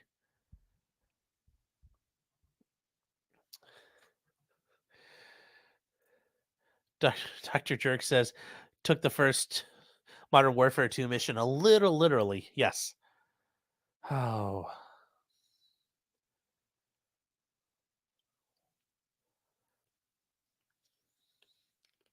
So, yeah. So he is currently in custody. And what happened? Well, the Mexican drug cartels and the sicarios and everybody else, they're all coming out to play, man. They're coming out to play pickup basketball with guns. And he was captured in Culiacan after a 6-month surveillance operation. Ooh, I got that right. Culiacan. I'm almost Latin now. I'm a swarthy Latin speaker. Me gusto. Me gusto. Gang members set up roadblocks and they attacked a local airport. Whew. More than 100 flights were canceled at 3 Sinaloa airports, and the state governor is saying 18 people had to go to the hospital. Oh. So Mr. Guzman, known as the Mouse, El Mauso. Although, there's Speedy Gonzalez. There's some mouses out there. Is accused of leading a faction of his father's notorious Sinaloa cartel and said it was one of the largest drug trafficking operations in the world. And it is. They are dangerous freaking people. His father, Joaquin El Chapo Guzman, is serving a life sentence here. Was found guilty of drug trafficking and money laundering. He is a bad dude and he's never getting out. Although if he gets to a Mexican prison, he is able to escape. Here is Los Mouse, El Mausio. El Mouse. Now they're claiming that the U.S. officials supported the operation and he's been transferred to a safe location in Mexico City. I'm not so sure how safe that place is. We will see in the meantime. And they point out that everything is falling apart in Culiacan in Sinaloa. And there is some video of what's been happening in Sinaloa. And it's a little interesting. They are getting their Call of Duty LARP on in Sinaloa. So, yeah. And I apologize for the watermarks, guys, but they are what they are.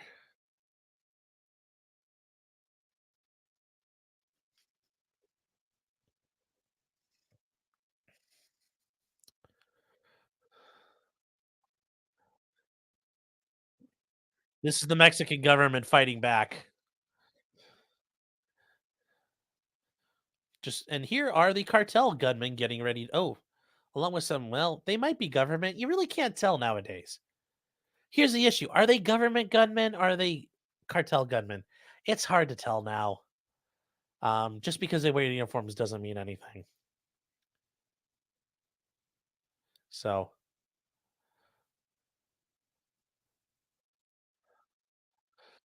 as you can see, the guys at dump trucks. So the guys at dump trucks in the back of pickup trucks, those are the cartel hitmen.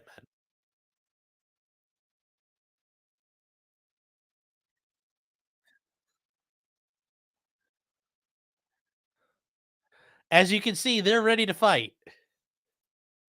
They're all about this.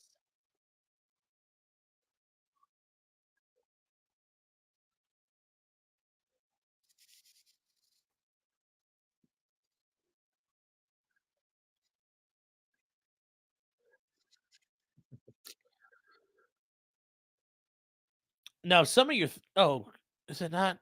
Damn it, didn't work. All right, hold on. Why didn't it not show up?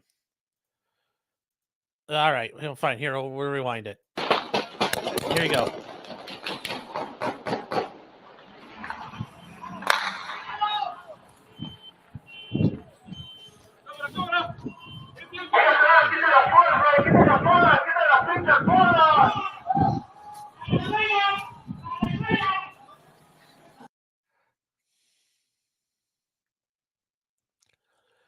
And all these guys, if you see it wearing green, it says like ejecto. That's the Mexican army. Don't know if they're good or bad though, because that doesn't mean anything anymore.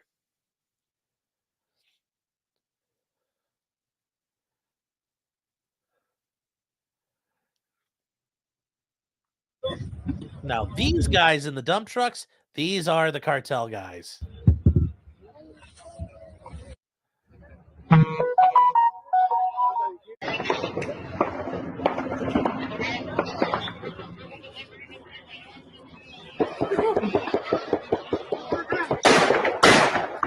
These guys are all cartel as well.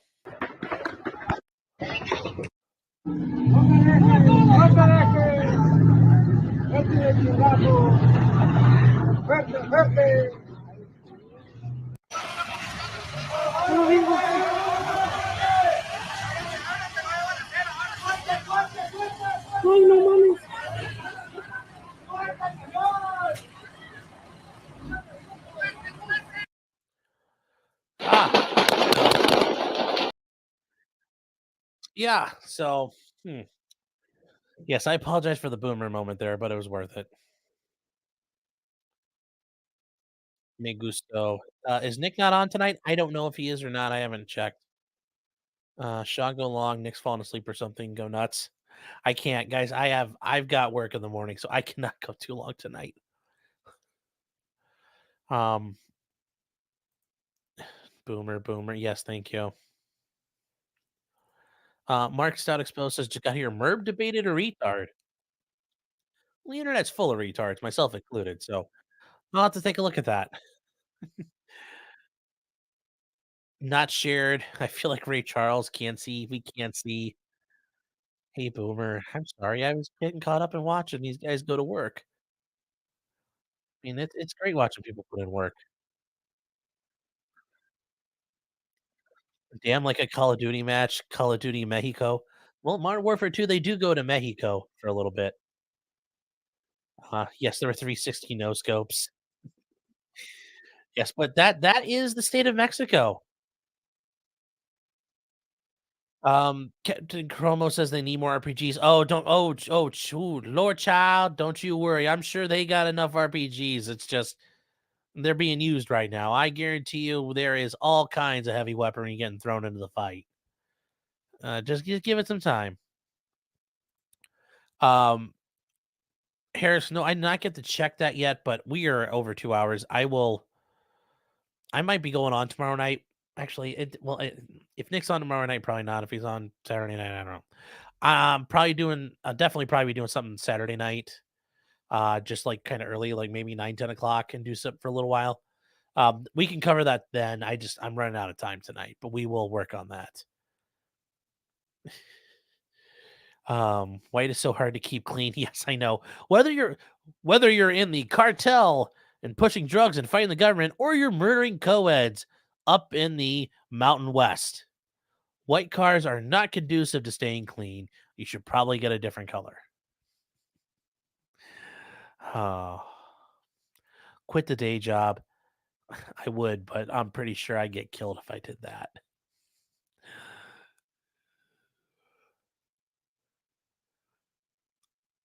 So, Toyotas make the best technicals. Yes, they do. Dennis Heaton says they shoot like stormtroopers. Yeah, but there's also something to be said that when people are shooting at you, it is really hard to stand there and take an aim shot. You know, it's easy to say that, when you're not worried about the bullets screaming at you, and that guy's probably worried about getting clipped. So, he's not on tonight or tomorrow night. Okay, well, I'll definitely be on tomorrow night then. Have fun at school. Well, it's a school night, meaning I got to work in the morning. So Toothless says they got better in the RPGs. They got laws from the CIA. Oh, I bet they do. Yep, we'll see that. So, yeah, that's it, guys. I finally got caught up. So, yeah, wow, finally. Oh, only 2 hours. I am happy with that. I hope you guys enjoyed that at the beginning, especially going through that affidavit. There's just so much information in there. There's a lot to take in. And remember, the cops are going to put that in the light most favorable to them. Certainly they also have no duty to put in exculpatory material, and even the material that, they can find that's, you could say, well, that doesn't mean he did it. Well, they're never going to say it like that. They're going to say, well, to me, it means they did it. Is he going to have a tough time? Sure. But who knows? Things might get suppressed. None of this is set in stone. Who knows what happens in the meantime? Do I see a not guilty and he walks free? No, but things could definitely change going forward. Everybody here, thanks again, everybody. Everybody like, subscribe, if you shared this, comments in here, if you super chatted, thank you guys so much. Guys, like I said, we will be back at it then tomorrow night, especially if Nick's not here. We'll do something tomorrow night. Not sure what, but we'll cover some stuff. There's one big thing I do want to cover that is pretty freaking crazy that happened, and I am really surprised it happened given the quality of these criminals. And we'll talk about it then. So thank you again, everybody. And remember, until next time, just because you did it does not mean you're guilty. Even if you're Brian Kohberger, you're still not guilty. You are innocent to proven guilty. But, oh my God, this is not looking good for you so far, brother. Good night, everybody. Oop, there we go.